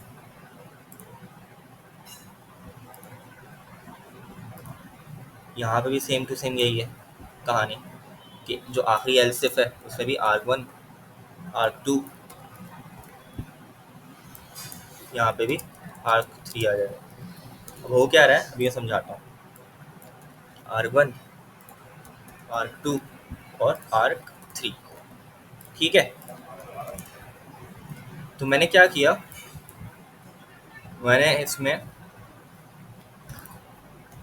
एक फंक्शन लिया था 3 पैरामीटर्स का। सही है। अब मैं चाहता हूँ कि मेरे पास जो मेरे पास ये वाला आर्गुमेंट है जिसमें नंबर और नंबर है, तो नंबर और नंबर वाले में मेरे पास ना, जब मेरे पास नंबर और नंबर पैरामीटर हो ना, यानी कि जब मेरे पास आर्ग वन की टाइप नंबर हो और मेरे पास आर्ग टू की टाइप नंबर हो, तो मेरे पास ये वाला कोड रन हो। सही है। यानी कि जब मैं ये चीज़ कॉल करूँ तो ये वाला कोड रन होगा। सही है, इस बात समझ आ गई। दूसरा मैंने में एल्सिफ में क्या दिया, अगर मेरे पास आर्ग वन में स्ट्रिंग हो, यानी आर्ग्यूमेंट वन या पैरामीटर वन मेरे पास स्ट्रिंग का हो, पैरामीटर टू मेरे पास भी स्ट्रिंग का हो, यानी दोनों स्ट्रिंग हो, और पैरामीटर थ्री मेरे पास अनडिफाइंड लिखा हुआ, मैं इसको अनडिफाइंड नहीं, मैं इसको बूलियन कर दूँ। हमारे पास एक था ना, स्ट्रिंग नंबर बूलियन था ना, तो मैं स्ट्रिंग नंबर बूलियन ही ले लेता हूँ। स्ट्रिंग आर्ग्यूमेंट वन स्ट्रिंग का हो, आर्ग्यूमेंट टू नंबर का हो। सही है। और आर्ग्यूमेंट थ्री में बस बुलियन का हो। यानी ये कौन सी सूरत हो गई, कौन सा केस हो गया, ये वाला आखिरी वाला केस हो गया जिसमें हमने स्ट्रिंग नंबर बुलियन, अगर ये चीज़ हो तो फिर ये वाला कोड रन हो जाए। इसमें मैं तीन तीन करवा दूंगा इस तरीके से। ठीक है। और अगर मेरे पास आर्ग्यूमेंट वन स्ट्रिंग हो, आर्ग्यूमेंट टू भी स्ट्रिंग हो और आर्ग्यूमेंट थ्री नंबर हो, अब इसमें मैं जो है ना आर्ग्यूमेंट थ्री हटा देता हूँ, इसमें मैं दो ही रखता हूँ। कौन सा रह गया हमारे पास, बुलियन बुलियन रह गया, मैं बुलियन बुलियन ले लेता हूँ उसको, बुलियन और बुलियन। सही है। और ये आर्ग्यूमेंट ये भी हटा देता हूँ। तो मेरे पास अगर आर्गूमेंट वन बूलियन हो और आर्गूमेंट टू भी बूलियन हो और आर्गूमेंट थ्री हटा नहीं, सही से आर्गूमेंट थ्री मैं हटा देता हूँ इसको। सही है। अच्छा, कुछ एरर कर दिया मैंने, कुछ गलत कर दिया मैंने, कुछ मिस्टेक कर, हाँ मैं ऊपर वाले इफ एल्स इफ में चला गया था, सॉरी, माय मिस्टेक। सही है, इस तरीके से मैंने ले लिया। अब मेरे पास अगर आर्गुमेंट वन बूलियन है, आर्गुमेंट टू भी बूलियन है, क्या बोल रहे हैं, operator can not be applied two types Boolean. Okay, कोई मसला नहीं है, मैं इसको माइनस कर देता हूँ, माइनस भी अप्लाई नहीं होगा। ये बोल रहा है कि बूलियन के साथ हम लोग इसको अप्लाई नहीं कर सकते आर्गुमेंट वन में, इसका क्या रीज़न है? चलो हम लोग खाली रिटर्न कर देना, रिटर्न कर देता हूँ मैं आर्गुमेंट वन को, रिटर्न तो हो जाएगा ना। अगर मेरे पास आर्गुमेंट वन बूलियन हो और आर्गुमेंट टू बूलियन हो, यानी कि कौन सा केस, ये वाला केस, दोनों बूलियन हो, तो हमारे पास, अच्छा ये इसलिए क्योंकि यहाँ पे नंबर तो बूलियन ही कर देता हूँ। अगर मैं अब रिटर्न करूँ आर्ग टू, अभी भी एरर दे रहा है, चले छोड़ें इसको। तो हमारे पास अगर ये वाला केस है ना जिसमें दोनों बूलियन आ रहे हैं मेरे पास, यानी दोनों बूलियन वैल्यूज पास हो रही हैं नीचे से, कहाँ से, इस केस में दोनों बूलियन वैल्यूज पास हो रही हैं, तो हमारे पास ये वाला कोड रन होगा एलसिफ का। समझ आई बात? तो अभी हमने एलसिफ क्यों लगाया, कि मैं चाहता हूँ कि हर फंक्शन के लिए अलग अलग कोड रन हो, तो हमने एलसिफ लगा दिया। एलसिफ कैसे लगाया, एलसिफ ऐसे लगाया कि फंक्शन के अंदर जब हम लोग आए ना, फंक्शन में तो सबसे पहले हमने ये कर दिया आर्ग वन आर्ग टू आर्ग थ्री तीन दे दिए। आर्ग थ्री मैंने यहाँ पे क्वेश्चन मार्क इसलिए लगाया क्योंकि ये ऑप्शनल है पैरामीटर, सही है, ऑप्शनल पैरामीटर है ये, इसलिए मैंने आर्ग थ्री में यहाँ पे लगा दिया, क्योंकि मेरे पास आर्ग थ्री हर उसमें मौजूद नहीं है, सिर्फ मेरे पास एक ही फंक्शन ऐसा है जिसमें एक ही सिग्नेचर ऐसा है जिसमें मेरे पास आर्ग थ्री मौजूद है, तो मैंने यहाँ पे ऑप्शनल ले लिया। अब जब हम लोग फंक्शन के अंदर आए, हम चाहते हैं कि हर फंक्शन के लिए ना अलग अलग उसकी इम्प्लीमेंटेशन हो, अलग अलग चीज़ रन हो। तो अगर मेरे पास दोनों नंबर होंगे तो ये चीज़ रन हो जाएगी, नंबर और नंबर टाइप होगी, तो मेरे पास रिटर्न हो जाएगा सिर्फ ये। अगर मेरे पास एक स्ट्रिंग एक नंबर एक बुलियन यानी तीन पैरामीटर वाला है, यानी कि ये वाला फंक्शन है, तो मेरे पास क्या रन हो जाएगा, ये चीज़ रन हो जाएगी, एक स्ट्रिंग एक नंबर एक बुलियन। अगर टाइप ऑफ आर्ग वन स्ट्रिंग है, टाइप ऑफ आर्ग टू नंबर है और टाइप ऑफ आर्ग थ्री बुलियन है, तो फिर वो ये रन हो जाएगा। सही है, आर्ग वन आर्ग टू से कंफ्यूज ना हो, ये आर्ग वन यही वाला है, आर्ग टू यही वाला है, और ये भी ये आर्ग वन यही वाला, आर्ग टू यही वाला है, और आर्ग थ्री जो है वो यही वाला है। सही है, इसी तरीके से मैंने थर्ड एल्सिफ में क्या दे दिया कि अगर आर्ग वन बूलियन है आर्ग टू भी बूलियन है, यानी कि कौन सा केस हो गया, बूलियन बूलियन वाला ये वाला, तो मेरे पास क्या रिटर्न हो जाए, आर्ग वन, तो ये चीज़ हो जाए परफॉर्म, सिंपल। तो बस अगर ये वाला केस है तो ये चल जाएगा। अब मैंने यहाँ पे तीन केस डिफाइन किए, आप चाहो तो और एल्सिफ बना के और डिफाइन कर दो, सही है। तो इस तरीके से हम लोग जो है ना नंबर ऑफ आर्ग्यूमेंट्स के साथ कर सकते हैं, और अगर हम चाहते हैं कि हर फंक्शन के लिए अलग अलग काम हो, तो इस तरीके से एल्स इफ एल्स में हम लोग इम्प्लीमेंट कर सकते हैं लॉजिक को टाइप ऑफ का यूज़ करते हुए। सही है, अब टाइप ऑफ किसकी यूज़ करते हुए, आर्ग वन। यहाँ पे अगर मैं यहाँ से आर्ग वन चेंज करता हूँ ना नाम, तो ये सब में चेंज होगा, फिर मुझे ये हर जगह जहाँ जहाँ वन मैंने दिया वहाँ 10 करना पड़ेगा, 10 10 इस तरीके से। सही है, तो ये आर्गूमेंट की स्पेलिंग और इसकी स्पेलिंग सेम होनी चाहिए, इस आर्ग टू की स्पेलिंग इसकी स्पेलिंग सेम होनी चाहिए, इस आर्ग थ्री की स्पेलिंग और इसकी स्पेलिंग सेम होनी चाहिए, इस बात का ख्याल रखना पड़ेगा। सही है, तो ये हमारा टॉपिक हो गया फंक्शन ओवरलोडिंग, जिसमें हम मल्टीपल सिग्नेचर्स बना सकते हैं और एक ही फंक्शन का नाम रहता है। ये बात याद रहे, फंक्शन का नाम चेंज नहीं हो सकता कभी भी। जो फंक्शन मेन बॉडी होगी, मेन बॉडी क्या है, ये मेन फंक्शन, ये वही नाम हम लोग सिग्नेचर्स में भी देंगे। सही है, अब हम आगे चलते हैं और हम लोग आते हैं अपने नेक्स्ट टॉपिक पे, जो कि हमारे पास है सम कॉमन मेथड्स, जो कि एक जनरल टॉपिक था, कोई इतना ख़ास टॉपिक नहीं था ये, तो इस पर मैं ज़्यादा टाइम तो नहीं दूंगा। ये हमारे पास, मैं ऊपर का सारा कोड पहले कमेंट करता हूँ। अगर ये चीज़ मेरी फंक्शन ओवरलोडिंग में कोई भी प्रॉब्लम है ना, तो मुझे बताइएगा, मैं कमेंट्स में इसका जवाब दे दूंगा, जो भी आपको प्रॉब्लम हो रही होगी। ठीक है, मेरी पूरी कोशिश थी कि अच्छे से समझ आए, लेकिन फिर भी मुझे लग रहा है शायद कोई प्रॉब्लम हो, तो ज़रूर कमेंट करिएगा, ठीक है, या मुझे कांटेक्ट कर लीजिएगा। अच्छा, तो हमारे पास मेथड्स या फंक्शंस का जो टॉपिक है, सम कॉमन मेथड्स का टॉपिक है। सही है, तो मेथड्स क्या होते हैं, मेथड्स हमारे पास कुछ भी नहीं होते। मेथड हमारे पास जैसे टू फिक्स का एक मेथड है, टू फिक्स का ये एक मेथड है। सही है, ये हमारा मेथड किसके साथ यूज़ होगा, अभी देख लेते हैं इसको, मैं अभी कमेंट करता हूँ। मेरे पास फॉर एग्जांपल एक वेरिएबल है लेट नम वन, इसकी टाइप नंबर है और इसकी वैल्यू कुछ है 13.6789। सही है, इस तरीके से मेरे पास कुछ वैल्यू है। अब मैं क्या करना चाहता हूँ, अच्छा ये कुछ एरर दे रहे हैं, मैं इसको 5 कर नम फाइव का वेरिएबल है, उसकी वैल्यू है, क्या वैल्यू है, 13.6789। सही है, इसको मैंने प्रिंट कराता हूँ, प्रिंट कराया मैंने इसको, क्या आंसर आएगा 13.6789। लेकिन मैं चाहता हूँ कि ये वैल्यू जो है ना राउंड ऑफ नहीं हो, 2 डिजिट्स तक आए। तो उसके लिए हम क्या कर सकते हैं, डॉट टू फिक्स का मेथड लगा दिया। समझ आई?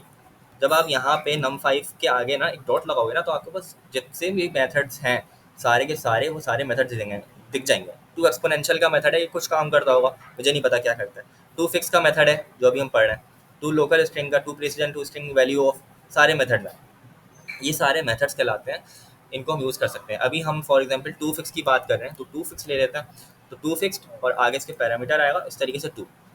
तो ये क्या करेगा कि ये जितने भी आगे डिजिट्स हैं ना उनको रिस्ट्रिक्ट कर देगा 2 तक, यानी 13.67 ही शो होगा। मैं रन करके दिखा देता हूँ। num5 को हमने रिस्ट्रिक्ट कर दिया कि 2 डिजिट्स शो हो, तो 13.68 हो गया। बेसिकली राउंड ऑफ कर रहे हैं। 7 8 था, तो इसने क्या किया, 6 8 कर दिया। अगर मैं यहाँ पे 2 लिखता तो ये राउंड ऑफ किस पे करता, 6 7 पे, यानी इससे नीचे राउंड ऑफ होता। ये राउंड ऑफ कर रहा है, 13.67 हो जाता। सही है? राउंड ऑफ का कॉन्सेप्ट एटलीस्ट साइंस वाले स्टूडेंट्स को पता होगा। तो ये हमारा मेथड था जो कि हम करा सकते हैं। बात ये नहीं है कि ये टू फिक्स क्या कर रहा है, यहाँ पे बात ये है कि जो भी हमारा वेरिएबल होता है या जो भी हमारे पास वैल्यू होती है ना, उसके कुछ फिक्स मेथड्स होते हैं, उनको हम यूज़ करके अपना काम आसान कर सकते हैं, ज़िंदगी आसान कर सकते हैं। ये कॉन्सेप्ट है यहाँ पे। तो कुछ कॉमन मेथड्स हमारे पास मौजूद होते हैं। अब ये यहाँ पे टाइप थी नंबर, नंबर के लिए ये मेथड्स हैं। नंबर के लिए कौन से मेथड्स हैं, ये वाले। अगर यहाँ पे मैं स्ट्रिंग कर दूँ उसको, और यहाँ पे मैं कोई स्ट्रिंग दे दूँ, इस तरीके से मैंने कुछ कुछ भी स्ट्रिंग दे दी। अब मेरे पास ना इस वेरिएबल को मेरे डॉट लगाऊंगा तो अलग मेथड्स आएंगे मेरे पास, अलग अलग मेथड्स आ गए। तो स्ट्रिंग के अलग मेथड्स हैं, नंबर के अलग मेथड्स हैं। सही है, बात समझ आ गई? ये हमारा कॉन्सेप्ट था सम कॉमन मेथड्स का। अब एक और चीज़ सर ने करवाई थी हम लोगों को, वो भी मैं करवा देता हूँ जल्दी से। वो ये था, सिंपल ये था, एक टास्क मिला था छोटा सा, कि जैसे कि जो भी नाम है आपका उसको अपर केस में कर दो, लेकिन उसमें अपर केस में आपको सिर्फ पहला लेटर कैपिटल करना है। तो पहला लेटर कैपिटल करने के लिए मैंने क्या किया, मैंने एक वेरिएबल में अपना नाम को स्टोर कराया, वेरिएबल को मैंने यहाँ पे कॉपी किया, और अब वेरिएबल का पहला लेटर एक्सेस करने के लिए मैंने, जैसे हम एरे में नहीं करते, पहला पहला एलिमेंट को एक्सेस करने के लिए स्क्वायर ब्रैकेट 0 लगाते हैं, तो मैंने वेरिएबल का नाम लिया और स्क्वायर ब्रैकेट्स के अंदर 0 लिख दिया, और इससे पहला लेटर आ जाएगा मेरे पास। इस पहले लेटर को मैंने क्या किया, इस पहले लेटर को मैंने डॉट लगाया और टू अपर केस लगा दिया। इससे ये क्या होगा कि ये टू अपर केस का फंक्शन लगाने से ना, जो भी पहला लेटर मैंने लिया, पहले लेटर को कहने मैंने कैसे मैंने निकलवाया, पहले लेटर को मैंने var1 का वेरिएबल लिया और 0 अंदर लिख दिया उसके, तो पहला लेटर मेरे पास आ गया। ये जो पहला लेटर आया है इसको मैंने डॉट टू अपर केस कर दिया, यानी कि जो भी होगा यहाँ पे पहला लेटर वो अपर केस में हो जाए, कैपिटल हो जाए, तो कैपिटल हो जाएगा। सही है? और यहाँ पे प्लस किया। ये स्लाइस वाली चीज़ मैंने पहले पढ़ाई भी है कि स्लाइस हम लोग क्या कर रहे थे, पहले हम एरे को स्लाइस कर रहे थे, यहाँ पे हमने एक स्ट्रिंग को स्लाइस कर दिया। कैसे किया कि जो जो भी हमारे पास पहले इंडेक्स पे, फर्स्ट करते हैं यहाँ पे इंडेक्स ले लेते हैं, तो पहला मेरे पास जो लेटर है वो किस इंडेक्स पे, 0 पे, दूसरा 1 पे, तीसरा 2 पे, चौथा 3 पे और आखिरी वाला 4। तो 1 से उठाओ, 1 से उठाओ यानी ए से उठाओ, और 5 तक ले लो, यानी 5 से कम तक, 5 से कम तक जितने भी लेटर्स हैं उन सबको उठा लो। 1 से उठाओ 5 से कम तक, यानी 1 से 4 तक, तो AHIR उठा होगा। सही है? और AHIR इस तरीके से यहाँ पे AHIR आ गया, और यहाँ पे बीच में प्लस का साइन है। सही है? और यहाँ पे हमारे पास क्या होगा, Z, कैपिटल का Z, क्योंकि मैंने इसको कैपिटल कर दिया टू अपर केस, तो मेरे पास ये इस तरीके से कंसोल डॉट लॉग के अंदर ये चीज़ जाएगी और ये प्रिंट हो जाएगी। चेक कर लेते हैं चल रहा है नहीं चल रहा। तो मेरे पास कैपिटल में पहला लेटर आ गया, बाकी स्मॉल में आ गए। लॉजिक समझ आई कि हमने इसको स्लाइस किया, यहाँ पे लगाया, और पहला लेटर यहाँ से निकाला, उसको टू अपर केस कर दिया और दोनों को मिला दिया और कंसोल डॉट लॉग कर दिया, ख़त्म हुआ। तो ये हमारा हो गया टॉपिक कंप्लीट। अब हमारा होमवर्क रह गया है, वो देख लेते हैं जल्दी से। अच्छा, तो अब हम लोग आ जाते हैं अपने होमवर्क पे। तो सबसे पहले जो हमारा होमवर्क है, वो जो हमें क्लास में मिला था, उसमें सर ने कहा था कि इंटरफेसेस के बारे में पढ़ के आइएगा। तो इंटरफेसेस का मैंने नोट्स में देखा था, तो मेरे पास जो स्लाइड्स हैं गूगल की उसमें तो नहीं था, तो मैंने चैट जीपीटी किया इसको।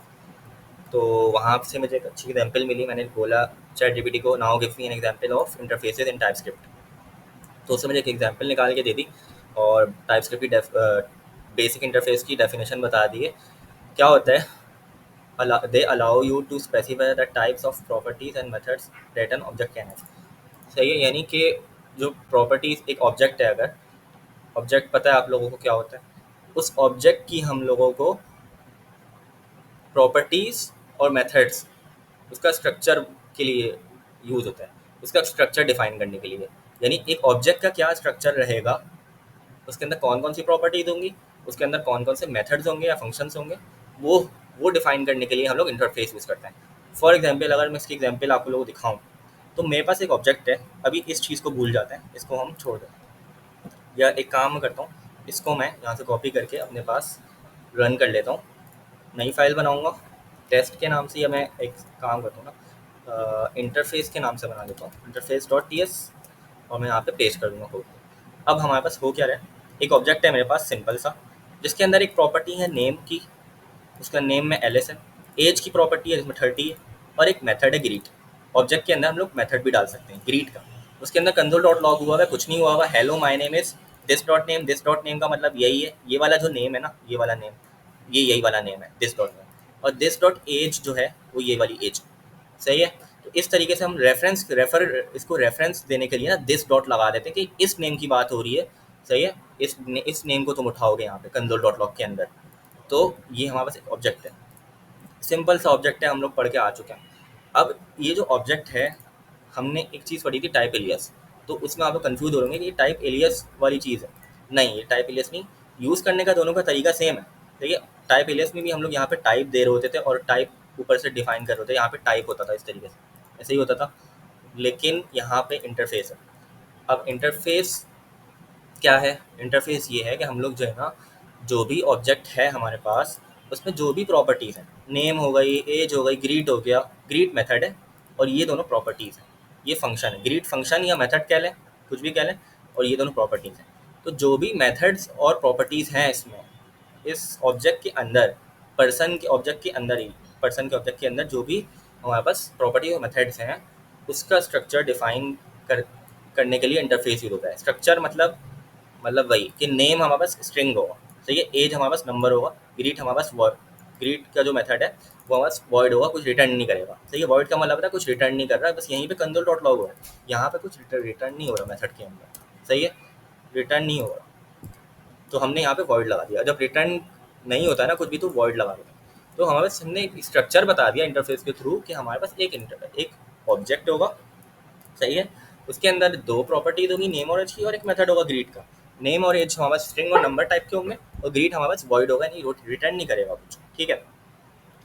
और यहाँ पे हम जैसे टाइप टाइप एलियस में हम लोग यहाँ पे टाइप लिखते थे, यहाँ पे हमने इंटरफेस का नाम लिख देना, इंटरफेस का नाम ये है। तो एक ऑब्जेक्ट है पर्सन, स्मॉल पी से, सही है, और उसकी ये प्रॉपर्टीज और मेथड्स हैं, और यहाँ पे हमने इसका इंटरफेस का नाम लिख दिया। तो ये होता है हमारे पास इंटरफेस, इसलिए एक यूज़ होता है। अब मैं क्या करूँगा, सिंपल इसको कॉल कराने का तरीका ये है कि अगर मैं इसे यूज़ करना है इस ऑब्जेक्ट को, तो पर ऑब्जेक्ट मैंने उठाया, ऑब्जेक्ट का नाम मैंने उठाया, डॉट, और ग्रीट का मेथड लगा दिया, सही है। ग्रीट का मेथड मैंने लगाया तो ग्रीट के मेथड ये चल गया, इसमें क्या चलेगा, hello my name is this dot name Alice है, सही है, और and I am this dot age यानी 30, आई एम 30 ईयर्स ओल्ड, सही है, बैक टेक यूज़ किया और डॉलर का साइन यूज़ किया। मैं इसको रन कर लेता हूँ, टी एस सी, और मेरे पास इंटरफेस है, interface dot T S and node interface dot J S, ऐसे ही होगा। तो मेरे पास क्या आउटपुट आ जाएगा, hello my name is Alice and I am 30 years old, ठीक है। अगर मुझे इसी तरीके से मुझे ये चीज़ रन नहीं करनी, मैं इसको कमेंट करूँ, मुझे कंसोल डॉट लॉग करना है, कंसोल डॉट लॉग, और कंसोल डॉट लॉग में मेरे पास मुझे क्या करना है, मुझे नेम चाहिए खाली, तो मैं क्या करूँगा, ऑब्जेक्ट का नाम लिखूँगा पर्सन, और डॉट ऑपरेटर लगाऊंगा और नेम लिखूँगा, सही है। तो पर्सन डॉट नेम से मेरे पास क्या आ जाएगा, क्या हो गया मेरी टाइपिंग को, हाँ, कंसोल डॉट लॉग में मेरे पास अंदर क्या आ जाएगा, पर्सन डॉट नेम, इससे क्या होगा, एलिस प्रिंट हो जाएगा। इसी तरीके से पर्सन डॉट एज लिखूँगा तो क्या प्रिंट हो जाएगा, 30 प्रिंट हो जाएगा, उसकी एज प्रिंट हो जाएगी, सही है। तो बस इस तरीके से हम लोग इंटरफेस डिफाइन करते हैं, इस तरीके से हमारा हो गया। इंटरफेस क्यों डिफाइन करते हैं, ऑब्जेक्ट का स्ट्रक्चर डिफाइन करने के लिए, यहाँ पे लिखा हुआ भी था, use to define the structure of an object, ठीक है। ये चीज़ हो गई हमारी। दूसरी चीज़, इंटरफेस को ऐसे डिफाइन करते हैं, हमें पता चल गया, सही है, समझ आ गया, ये चीज़ समझ आ गई, सही है, ठीक है। दूसरी एग्जाम्पल क्या बोल रहा है, ऑप्शनल प्रॉपर्टीज़। मैंने आप लोगों को बताया था कि अभी हम लोगों ने जब फंक्शन पढ़ा था पीछे, फंक्शन ओवरलोडिंग, तो उसमें ऑप्शनल पैरामीटर था कि एक तीसरा पैरामीटर भी हमने दिया था ऑप्शनल के, जब हमारे पास 3 पैरामीटर हो रहे थे, तो एक ऑप्शनल दे दिया था क्वेश्चन मार्क लगा के, तो इस तरीके से हमारी कुछ प्रॉपर्टीज़ होती हैं जो कि ऑप्शनल होती हैं, जो कि ज़रूरी नहीं है कि वो लोग यूज़ करें। जैसे कि फॉर एग्जांपल अगर मैं यहाँ पे एग्जांपल लूँ, मेरे पास एक इंटरफेस है कार, सही है। उसके अंदर मेरे पास एक प्रॉपर्टी है ब्रांड की, मॉडल की और ईयर की। अब ये ईयर की जो प्रॉपर्टी है ना, ये ऑप्शनल प्रॉपर्टी है। यहाँ पे क्वेश्चन मार्क लगा हुआ है, कॉलन से पहले क्वेश्चन मार्क लगा हुआ है, ठीक है। तो अब हमने एक ऑब्जेक्ट जब बनाया तो हमने क्या किया, कार1, कार, कार क्या है, कार है इंटरफेस का नाम, ये कार1 क्या है, ये ऑब्जेक्ट का नाम, सही है। और यहाँ पे हमने इसकी प्रॉपर्टीज़ दी, प्रॉपर्टी क्या थी, ब्रांड, ब्रांड। और यहाँ पे हमने एक्चुअल उसका नाम दे दिया, क्या है ब्रांड का नाम, टोयोटा। मॉडल क्या है, करोला, सही है, मॉडल, ठीक है। इतनी बात समझ आई। अब हम यहाँ पे अब नोट करें तो यहाँ पे हमने ईयर नहीं दिया, क्योंकि ईयर ऑप्शनल है, दे भी सकते हैं नहीं भी दे सकते। जैसे अगर मैं इसको यहाँ पे से उठाऊँ, मैं इसको लेके आऊँ यहाँ पे, कमेंट करता हूँ उसको मैं, और मैं इसको नीचे पेस्ट करूँ। अब मैं यहाँ पे अगर जो है ना इस तरीके से करूँगा ना, स्पेलिंग गलत लिख दूंगा ना, तो इसे मैच करना चाहिए। स्ट्रक्चर में हमने दिया हुआ है, इसका स्ट्रक्चर डिफाइन किया, उसमें हमने एक प्रॉपर्टी दी थी कि मॉडल के नाम से प्रॉपर्टी होगी, कुछ और नाम नहीं दे सकते, ठीक है। और ईयर है वो हमारे पास ऑप्शनल पैरामीटर है, चाहूँ तो मैं यहाँ पे ईयर दे दूँ, चाहूँ तो नहीं दूँ, ऑप्शनल है, हमारे ऊपर है कि हम लोग देना चाहें तो दे सकते हैं, वरना नहीं दे सकते, मर्जी है हमारे ऊपर। और इसको प्रिंट कराने का तरीका तो आप लोगों को वही पता ही है, कदीम ज़माना जो हम लोग हमेशा से करते आए हैं। कार1 ऑब्जेक्ट का नाम, डॉट प्रॉपर्टी का नाम, प्रॉपर्टी का नाम मैं ईयर कराऊँ तो ईयर आ जाएगा। इसी तरीके से डॉट ब्रांड डॉट मॉडल कर लेंगे, सही है। तो ये हमारे पास इंटरफेसेस होता है। अब एक इंटरफेस को मल्टीपल ऑब्जेक्ट भी यूज़ कर सकते हैं। फॉर एग्जांपल मैं यहाँ से ईयर हटाता हूँ और मैं एक और ऑब्जेक्ट बनाता हूँ कार2 के नाम से। मैंने एक और ऑब्जेक्ट बनाया कार2 के नाम से, ऑब्वियसली सेम नाम से हम लोग ऑब्जेक्ट नहीं बना सकते। कार2 के नाम से एक और ऑब्जेक्ट बनाया, यहाँ पे मैं इसका ईयर भी दे देता हूँ, यहाँ पे मैंने इसका ईयर भी दे दिया, ठीक है। चेंज कर देते हैं इसको, ठीक है, इस तरीके से। अब अगर मैं इसको कार1 का ईयर और मैं कार2 का क्या प्रिंट कराना चाहता हूँ, कार2 का ईयर प्रिंट कराना चाहता हूँ और कार1 का नेम प्रिंट कराना चाहता हूँ, ठीक है। नेम क्या है, ब्रांड है, सॉरी, नेम नहीं ब्रांड है, प्रॉपर्टी का नाम ब्रांड है। तो कार1 का मैं क्या प्रिंट कराना चाह रहा हूँ, ब्रांड। कार2 का मैं क्या प्रिंट कराना चाह रहा हूँ, ईयर। चेक कर लेते हैं, कार1 का ब्रांड क्या है, टोयोटा। कार2 का ब्रांड क्या है और कार2 का ईयर क्या है, 2003। इस तरीके से हम लोग एक ही इंटरफेस को मल्टीपल ऑब्जेक्ट्स में यूज़ कर सकते हैं, सही है। ऑप्शनल प्रॉपर्टी का मतलब है ज़रूरी नहीं है कि हम लोग दें, चाहो तो दे दो, चाहो तो नहीं दो। लेकिन जो चीज़ें ऑप्शनल नहीं है, जहाँ पे क्वेश्चन मार्क नहीं लगा, वो हमें देना ज़रूरी है। अगर मैं इस तरीके से इसको नहीं देता हूँ ना, तो मुझे एरर देगा, बोलेगा property model is missing, property model is missing. तो मैंने प्रॉपर्टी सारी लगानी पड़ेगी। ये होता है हमारे इंटरफेसेस। आगे चलते हैं, इसकी एक और एग्जाम्पल देख लेते हैं। Interfaces with function type. अब फंक्शन भी हमारे पास जो है ना इंटरफेसेस इम्प्लीमेंट कर सकते हैं। जैसे कि क्या मतलब, इंटरफेस के अंदर मैंने अभी बताया था कि हम लोग फंक्शन भी डिफाइन कर सकते हैं। जैसे कि यहाँ पे हमने किया था, कहाँ पे किया था, यहाँ पे हमने किया था, क्या किया था, ग्रीड का फंक्शन ले लिया था। इंटरफेस के अंदर ग्रीड का फंक्शन और ऑब्जेक्ट के अंदर हमने फंक्शन लिया था। ऐसा ही है, फंक्शन भी होता है, सही है। तो ये वही बोल रहा है कि हम लोग फंक्शन भी डिफाइन कर सकते हैं। इंटरफेस लिया कैलकुलेटर के नाम से, ऐड का एक फंक्शन लिया, सब्ट्रैक्ट का एक फंक्शन लिया। नोट करें यहाँ पे हमारे पास जो था, हमारे पास जो फंक्शन ग्रीड का था, इसकी बॉडी कहाँ थी, फंक्शन की बॉडी, यानी कि जो फंक्शन की एक्चुअल में जो काम हो रहा है फंक्शन के अंदर, वो यहाँ पे हो रहा था। यहाँ पे सिर्फ उसका नाम लिख के उसको हमने डिफाइन कर दिया। ये उसी तरीके से हो गया कि हमने वेरिएबल, वेरिएबल का मैंने आप लोगों को कॉन्सेप्ट दिया था कि इनिशियलाइजेशन होती है और डिक्लेरेशन होती है। यहाँ पे मैंने इसको डिक्लेयर कर दिया, इनिशियलाइज मैंने इसको नीचे किया, ऐसे ही है। इनिशियलाइज डिक्लेयर मैंने यहाँ पे किया, इनिशियलाइज मैंने नीचे कर दिया वैल्यू। तो इसी तरीके से आप इसको ऐसे समझ लो कि यहाँ पे मैंने फंक्शन को डिक्लेयर किया है, उसका नाम दे दिया, नीचे मैंने उसको एक्चुअल में उसका काम बता दिया कि तुम करोगे क्या, सही है। तो यहाँ पे इस तरीके से हम लोग फंक्शन का नाम देते हैं, खाली नीचे उसकी बॉडी दे देते हैं ऑब्जेक्ट की बॉडी के अंदर। तो यहाँ पे भी यही हो रहा है कि एक हमने इंटरफेस लिया, हमने उनके नाम बता दिए और उनके पैरामीटर्स भी बता दिए और रिटर्न टाइप भी बता दी कि तुम रिटर्न क्या करो, नंबर तुम लोगे क्या, पैरामीटर्स क्या लोगे, 2 नंबर लोगे, ये भी 2 नंबर लेगा, ऐड भी सब्ट्रैक्ट भी। लेकिन उसका जो एक्चुअल काम हमने दिया है ना, वो नीचे दिया है। कहाँ दिया है, हमने क्या किया, हमने क्या किया, एक ऑब्जेक्ट बनाया कौन से कैलकुलेटर के नाम से, वो कौन से इंटरफेस को इम्प्लीमेंट कर रहा है, कौन से इंटरफेस को लेगा, इस इंटरफेस को लेगा जो हमने ऊपर बनाया। और यहाँ पे हमने कर्ली ब्रैकेट्स दिए और ऐड का नाम दिया, ऐड का फंक्शन जो हमने ऊपर दिया था जो हमने डिफाइन किया था ऊपर। स्पेलिंग सेम रहेगी ऑब्वियसली, क्योंकि ये इससे इसको रेफरेंस कर रहा है, मैप कर रहा है, स्पेलिंग सेम रहेगी। और यहाँ पे हमने 2 पैरामीटर्स लिए थे नंबर, तो यहाँ पे 2 ही पैरामीटर होने चाहिए, 3 डालोगे तो एरर आएगा। सही है। और रिटर्न करा दिया हमने a प्लस बी, ए और बी को प्लस करो और रिटर्न कर दो। अब मैंने आप लोगों को बताया था कि रिटर्न कहाँ पे होता है, जहाँ पे फंक्शन कॉल हो रहा होता है। तो कॉल कहाँ हो रहा है, ये तो गौर से देखते हैं कहाँ कॉल हो रहा है। कैलकुलेटर डॉट ऐड यहाँ कॉल हो रहा है, ऐड का फंक्शन यहाँ कॉल हो रहा है। तो ये जो भी वैल्यू होगी वो रिटर्न होगी यहाँ पे, और कंसोल डॉट लॉग के अंदर प्रिंट हो जाएगी। आउटपुट क्या आएगा, 15। सही है। सब्ट्रैक्ट का हमने एक और मेथड था हमारे पास, सब्ट्रैक्ट का मेथड लिया, उसको भी हमने इसी तरीके से उसका काम बता दिया, नाम ऊपर बता दिया, काम नीचे बता दिया। सही है। और हमने इसको यहाँ पे कॉल कराया, तो रिटर्न कहाँ होगी, वैल्यू इधर ही रिटर्न होगी, और आउटपुट 5 आ जाएगा। 10 माइनस 5 15।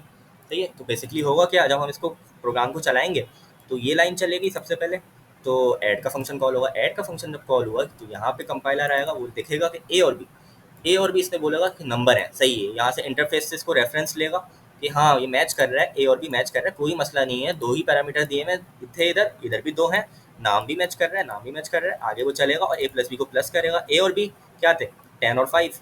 10 और 5 हमने यहाँ से पास किया था, तो 10 और 5 यहाँ पे आए, यहाँ पे आए, तो यहाँ इसके बाद जब सब कुछ ओके हो गया तो उसने प्लस किया और रिटर्न कर दिया 10 प्लस 5 यानी कि 15। कहाँ रिटर्न किया, जहाँ पे कॉल कराया था, इधर कॉल कराया था, रिटर्न कर दिया, कंसोल डॉट लॉग में प्रिंट होगा। इसी तरीके से सब्ट्रैक्ट की कहानी भी यही, इसने आपसे पास किया इधर, इधर माइनस हुआ, माइनस होकर रिटर्न हो गया इधर वापस, और वापस से आउटपुट 5 आ गया। ठीक है, ये कॉन्सेप्ट आप लोगों को अच्छे से क्लियर हो गया होगा।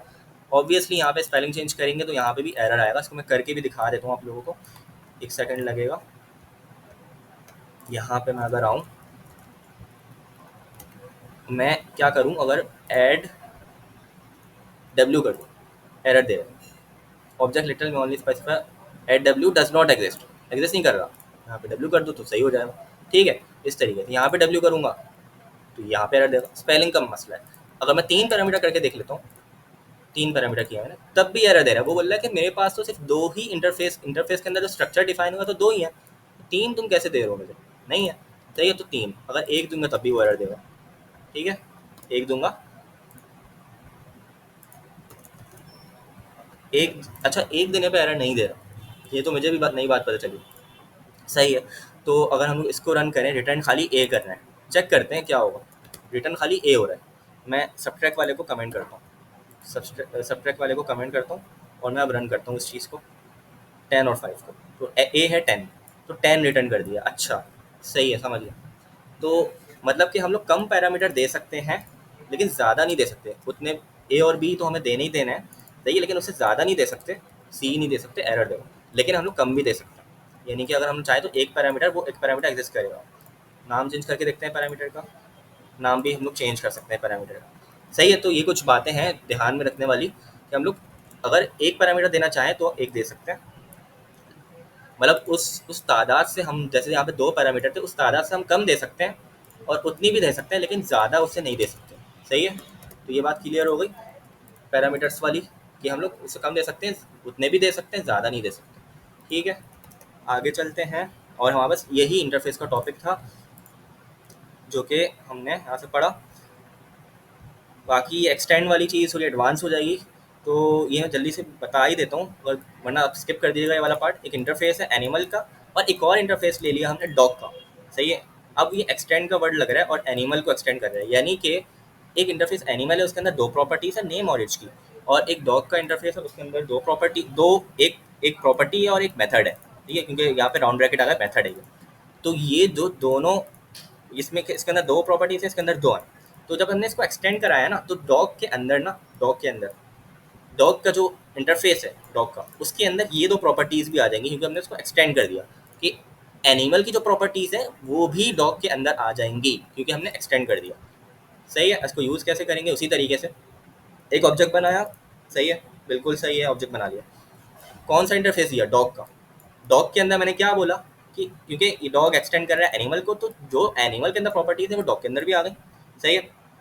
और जब हमने ऑब्जेक्ट के अंदर प्रॉपर्टीज डिफाइन की ना, तो आप लोग नोट करो, हमने नेम भी डिफाइन किया, एज भी डिफाइन किया, ब्रीड भी डिफाइन किया, बार्क भी डिफाइन किया, सारे डिफाइन किए। और ये एरर नहीं दे रहा। क्यों नहीं दे रहा, क्योंकि हमने एक्सटेंड कर दिया। एक्सटेंड हटा दोगे तब ये एरर देगा, क्योंकि डॉग के अंदर फिर ये वाली प्रॉपर्टीज एग्जिस्ट नहीं करेंगी, अभी सिर्फ यही एग्जिस्ट करेंगी। करके देख लेते हैं, इसको मैं दिखा देता हूँ। इसको भी दिखा देता हूँ, 1 मिनट लगेगा। और सब चीज़ें कमेंट करते हैं। सही है, मेरे पास कुछ इस तरीके से 2 इंटरफेसेस है। मैं क्या करता हूँ, मैंने क्या बोला कि मैं हटा लेता हूँ स्टैंड। अब मैं क्या कर रहा हूँ कि जब मैंने यहाँ पे माई डॉग का ऑब्जेक्ट बनाया और डॉग का इंटरफेस लिया, तो बोल रहा है नेम तो मेरे पास है ही नहीं, नेम डज नॉट एग्जिस्ट। क्यों? क्योंकि नेम एग्जिस्ट कर रहा है एनिमल के अंदर, लेकिन अभी हमने डॉग का इंटरफेस यहाँ पे लिया है ना, तो नेम तो डॉग के अंदर नहीं है, ऐसा ही है। और एज भी नहीं है, अगर मैं एज यहाँ से ये हटा दूँ तो एज पे भी एरर आ जाएगा, एज भी नहीं है। तो नेम और एज वो नहीं लेगा, उसमें एरर देगा। लेकिन अगर मैं डॉग के अंदर एक्सटेंड करा दूँ एनिमल को, एक्सटेंड्स एनिमल, तब क्या होगा कि ये जो 2 प्रॉपर्टीज़ है ना, वो बेसिकली क्या हो रही है, वो कॉपी होके इधर आ गई। तो जब वो कॉपी होके इधर आ गई ना, तो वो इन दोनों पे एरर नहीं देगा। हमें दिख नहीं रहा वो, लेकिन वो कॉपी होके इधर आ गए, एक्सटेंड का वर्ड ये था। तो हमने एक इंटरफेस को एक्सटेंड कर दिया एनिमल दूसरे इंटरफेस से, सही है, तो यहाँ पे भी एरर नहीं देगा। तो ये होता है हमारा एक्सटेंड का कीवर्ड, जो कि दूसरे इंटरफेस की प्रॉपर्टीज़ को एक्सटेंड कर देता है और अपने अपने पास रख लेता है। ठीक है। और इसको वही कंसोल डॉट लॉग कराने का तो हमारा कदीम ज़माना वही तरीका है। माई डॉग का जो भी हमारा ऑब्जेक्ट है, नाम लिया ऑब्जेक्ट का नाम, डॉट नेम की प्रॉपर्टी। और अगर हमारे पास कोई मेथड है तो माई डॉग का जो भी ऑब्जेक्ट का नाम है वो लिया, डॉट मेथड का नाम, राउंड ब्रैकेट्स, और इस तरीके से। तो ये वाला मेथड चल जाएगा, वूफ वूफ, सही है, इस तरीके से। ये हमारा हो गया इंटरफेस का टॉपिक। अब हम आते हैं हमारे आखिरी टॉपिक पे, जो कि ईजी है, स्ट्रक्चरल टाइपिंग। स्ट्रक्चरल टाइपिंग के लिए जो है ना, मैंने एक पहले से फाइल बनाई हुई थी, मैं आपको यहीं से जल्दी से समझा देता हूँ। हमारे पास क्या है, 2 इंटरफेस है। स्ट्रक्चरल टाइपिंग इंटरफेस से रिलेटेड है, तो अभी हमने इंटरफेस अच्छे से समझ लिया। तो अब हम आते हैं अपने स्ट्रक्चरल टाइपिंग पे। क्या होता है स्ट्रक्चरल टाइपिंग? टाइपस्क्रिप्ट के अंदर हमारे पास 2 इंटरफेस है। बॉल का, जिसमें हमें डायमीटर की प्रॉपर्टी है, डायमीटर की प्रॉपर्टी का जो नंबर, जो वो है डाटा टाइप है, वो नंबर है। और स्फेयर की हमारे पास एक और प्रॉपर्टी, सॉरी, स्फेयर की हमारे पास एक इंटरफेस है, सही है, उसके अंदर भी एक और प्रॉपर्टी, डायमीटर नंबर। ठीक है। तो अब बेसिकली हो क्या रहा है, पहले तो मैं इस कोड को कमेंट करता हूँ, बेकार है अभी हमारे लिए। 2 इंटरफेस है, बॉल स्फेयर, दोनों के अंदर डायमीटर डायमीटर है। एक और हमारे पास, अब हमारे पास एक ऑब्जेक्ट आया, लेट बॉल, सही है। अब आप लोग बोलोगे आप पहचाना कैसे ऑब्जेक्ट है? ऑब्जेक्ट में हमारे पास जब इस तरीके से होगा ना, एक तो कर्ली ब्रैकेट्स होंगे, दूसरा इज इक्वल्स टू भी लगा हुआ होगा, सही है। इज इक्वल्स टू लगा होगा, इज इक्वल्स टू के बाद कर्ली ब्रैकेट, तो ऑब्जेक्ट है। जब हमारे पास एक ऑब्जेक्ट आया और लेट का वर्ड होगा या कॉन्स्ट का वर्ड होगा या वार का वर्ड होगा, ठीक है, तो ऑब्जेक्ट के अंदर हमने क्या किया कि उसको बॉल की इंटरफेस से रिलेट किया। बॉल लिख दिया यहाँ पे, बॉल की इंटरफेस, स्पेलिंग ऑब्वियसली सेम होनी चाहिए इस बॉल से। और अंदर हमने एक प्रॉपर्टी दे दी, डायमीटर यही यही होनी चाहिए। यहाँ पे हम कुछ और करेंगे तो एरर देगा, सही है। और डायमीटर दे दिया 10, इसका डायमीटर 10 है। और एक और हमने ऑब्जेक्ट लिया, लेट स्फेयर, स्फेयर का एक ऑब्जेक्ट लिया और उसको हमने स्फेयर से रिलेट किया, उस पर डायमीटर 20 दे दिया। तो ये 2 ऑब्जेक्ट बना दिए, एक बॉल का एक स्फेयर का, 2 अलग अलग ऑब्जेक्ट बना दिए और 2 अलग अलग इंटरफेस से उसको रिलेट कर दिया।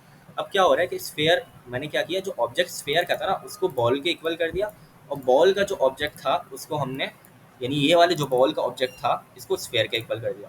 यानी इसमें, इस पहली लाइन में दोनों सेम नहीं है, इस पहली लाइन में बॉल के जो प्रॉपर्टीज़ हैं वो स्फेयर के अंदर जा रही होंगी, सही है, और दूसरी लाइन में जो स्फेयर की प्रॉपर्टीज़ हैं वो बॉल के अंदर जा रही होंगी। तो ये इसलिए काम कर रहा है कि हमारे पास दोनों की प्रॉपर्टीज़ इक्वल हैं। क्या इक्वल है? दोनों के अंदर डायमीटर डायमीटर प्रेजेंट है, ऐसा ही है। बॉल के अंदर भी डायमीटर की प्रॉपर्टी है और स्फेयर के अंदर भी डायमीटर की प्रॉपर्टी है, ऐसा ही है ना। तो इसलिए ये काम कर रहा है, वरना यहाँ पे टाइपस्क्रिप्ट एरर दे देगा। तो बेसिकली स्ट्रक्चरल टाइपिंग क्या होता है कि हमारे पास जो ऑब्जेक्ट, अगर 2 ऑब्जेक्ट का स्ट्रक्चर सेम है ना, जैसे बॉल का स्ट्रक्चर यहाँ पे क्या था, डायमीटर, और स्फेयर का डायमीटर, तो अगर किसी भी 2 ऑब्जेक्ट का स्ट्रक्चर सेम है तो हम उनको इक्वल रख सकते हैं, ये स्ट्रक्चरल टाइपिंग होती है। टाइपस्क्रिप्ट रिलेट कर रहा होता है आपस में कि इन दोनों ऑब्जेक्ट्स का स्ट्रक्चर सेम है, तो दिस इज पॉसिबल, हम लोग ऐसा कर सकते हैं, ठीक है। अच्छा, तो एक ये बात हो गई। अब अगर फॉर एग्जाम्पल मैं यहाँ पे एक और प्रॉपर्टी डाल लेता हूँ, रेडियस की, रेडियस 5, सॉरी रेडियस नंबर, एक और प्रॉपर्टी मैंने डाल दी रेडियस की, यहाँ पे भी रेडियस डाल देता हूँ 5, ठीक है। स्ट्रक्चर मैंने बना दिया कि एक और इंटरफेस बॉल का लिया, स्ट्रक्चर बना दिया। तो अब क्या हुआ, यहाँ पे एरर आ गया। क्यों आया एरर? आप लोग देख रहे हो कि यहाँ पे एरर नहीं आया, यहाँ पे आ गया। तो इसका एक छोटा सा फॉर्मूला है कि मैंने इस तरीके से याद किया इसको, कि जो भी चीज़ हम लोग लेफ्ट पे रखेंगे ना, लेफ्ट पे यानी उल्टे हाथ पे, इधर जो भी चीज़ हम यहाँ पे रखेंगे उसके अंदर जितनी भी प्रॉपर्टीज़ हैं वो सारी प्रेजेंट होनी चाहिए राइट साइड वाले पे। यानी कि स्फेयर के अंदर जितनी भी प्रॉपर्टीज़ हैं, स्फेयर के अंदर कौन कौन सी प्रॉपर्टीज थी, एक ये, यही थी, वो सारी की सारी प्रेजेंट होनी चाहिए राइट साइड पे बॉल के अंदर। तो स्फेयर के अंदर हमारे पास डायमीटर है, हाँ, बॉल के अंदर हमारे पास ये प्रेजेंट होना चाहिए, बॉल के अंदर डायमीटर है, बिल्कुल है, तो ये चीज़ हमारी सही चल रही है। लेकिन जब हम बॉल पे आए तो बॉल के अंदर कितनी प्रॉपर्टीज़ है, बॉल के अंदर दो प्रॉपर्टीज़ हैं, डायमीटर और रेडियस, यानी ये कि जो बॉल के अंदर दोनों प्रॉपर्टीज़ है वो स्फेयर में भी होनी चाहिए। तो क्या ये जो दोनों प्रॉपर्टीज़ हैं ये स्फेयर के अंदर हैं, राइट साइड वाले के अंदर हैं? नहीं, सिर्फ डायमीटर है, रेडियस नहीं है। इसीलिए यहाँ पे एरर दे रहा है कि लेफ्ट साइड के अंदर मैंने इसको इसी तरीके से याद किया कि अगर तो हमारे पास लेफ्ट साइड के अंदर जो भी ऑब्जेक्ट है उसके अंदर हमारे पास अगर जो भी प्रॉपर्टीज़ हैं वो सारी राइट वाले ऑब्जेक्ट के अंदर प्रेजेंट हैं तब वो चलेगा सही से, वरना अगर नहीं प्रेजेंट है लेफ्ट वाले की सारी प्रॉपर्टीज़, राइट वाले के अंदर एक भी कम है ना, अगर जैसे कि यहाँ पे एक रेडियस कम थी स्फेयर के अंदर नहीं था, तब वो नहीं चलेगा, वो एरर दे देगा। क्या बोलेगा? Radius is missing type in sphere, sphere के अंदर रेडियस नहीं है। यहाँ पे मैं अगर इसको रेडियस कॉपी करके ये दे दूँ तो फिर वो रेडियस भी चल जाएगा, मतलब उसमें भी एरर नहीं आएगा। ठीक है, एरर नहीं आया, सही है। यहाँ पे मैं रेडियस भी दे देता हूँ, ठीक है, इस तरीके से एरर नहीं आया। तो सिर्फ ये हमारे पास था स्ट्रक्चरल टाइपिंग का टॉपिक। ये बॉल ट्यूब वही एग्जाम्पल है, मैंने यही चीज़ इसमें आपको यही समझा दी है। ठीक है, ये हमारे पास ये टॉपिक था स्ट्रक्चरल टाइपिंग का। अगर मैं एक काम करता हूँ, इस स्फेयर को मैं कंसोल कराता हूँ, कंसोल डॉट लॉग स्फेयर, देखते हैं क्या आउटपुट आता है। और रेडियस में अभी हटा देता हूँ यहाँ से, सही है, रेडियस में यहाँ से भी हटा देता हूँ। तो अभी तो ये चीज़ हो सकती है, स्फेयर के अंदर जितनी भी प्रॉपर्टीज़ हैं, कौन कौन सी प्रॉपर्टी है डायमीटर की, वो सारी बॉल के अंदर प्रेजेंट है, बॉल के अंदर प्रेजेंट है डायमीटर, बिल्कुल सही है। तो ये चीज़ तो हो सकती है, एरर नहीं दे रहा। मैं इसको करा के देखता हूँ वैसे ही क्या आना चाहिए। TSC structural typing dot TS node structural typing dot JS, तो मेरे पास ये क्या दे रहा है, डायमीटर 10 रेडियस 5। अब आप लोग बोलोगे स्फेयर के अंदर तो हमारे पास खाली डायमीटर था, तो ये क्या हुआ, डायमीटर 20 तो आया ही नहीं स्फेयर के अंदर जब हमने इसको प्रिंट कराया था स्फेयर को। तो बेसिकली हो ये रहा है कि बॉल के अंदर जो भी हमारे पास ऑब्जेक्ट था ना, बॉल के अंदर जो भी ऑब्जेक्ट की प्रॉपर्टीज थी क्या थी, डायमीटर 10 था 5 था, वो दोनों कॉपी हो गई और स्फेयर के अंदर चली गई। और डायमीटर जो पुराना वाला था वो ओवरराइड हो गया, अपडेट हो गया 10 से, डायमीटर 10 हो गया, रेडियस 5 हो गया। तो बेसिकली यहाँ पे हम लोग जो समझ रहे थे ना स्ट्रक्चरल टाइपिंग का कॉन्सेप्ट, वो यही था कि जो भी प्रॉपर्टीज़ होंगी वो कॉपी हो जाएंगी स्फेयर के अंदर। ऑब्वियसली अगर मैं इसका उल्टा करूँगा, ball is equal to sphere करूँगा, तो वो मुझे एरर देगा। क्यों एरर देगा? क्योंकि हमारे पास सारी प्रॉपर्टीज़ मौजूद ही नहीं है उसकी, स्फेयर के अंदर हमारे पास बॉल की जितनी भी प्रॉपर्टीज़ है वो मौजूद ही नहीं है स्फेयर के अंदर, तो इसलिए वो एरर देगा। ठीक है, तो ये बात समझ आ गई होगी आप लोगों को कि लेफ्ट साइड के अंदर जितनी भी प्रॉपर्टीज़ हैं, यानी बॉल के अंदर दो प्रॉपर्टीज़ थी, वो दोनों की दोनों मौजूद होनी चाहिए राइट साइड के ऑब्जेक्ट के अंदर। ठीक है, तो ये आज के लिए इतना ही, वीडियो काफ़ी लंबी हो गई है और कॉन्सेप्ट आप लोगों को समझ आ गया होगा होपफुली। और ये भी हो गया हमारा और ये भी हो गया। तो अगर वीडियो पसंद आ गई हो तो और समझ आया हो, कॉन्सेप्ट क्लियर हुए हो, तो ज़रूर जो है ना अपने दोस्तों के साथ भी शेयर करिएगा, सब्सक्राइब करिएगा। आज के लिए इतने ही, मिलते हैं अगले वीडियो में। अल्लाह हाफ़िज़।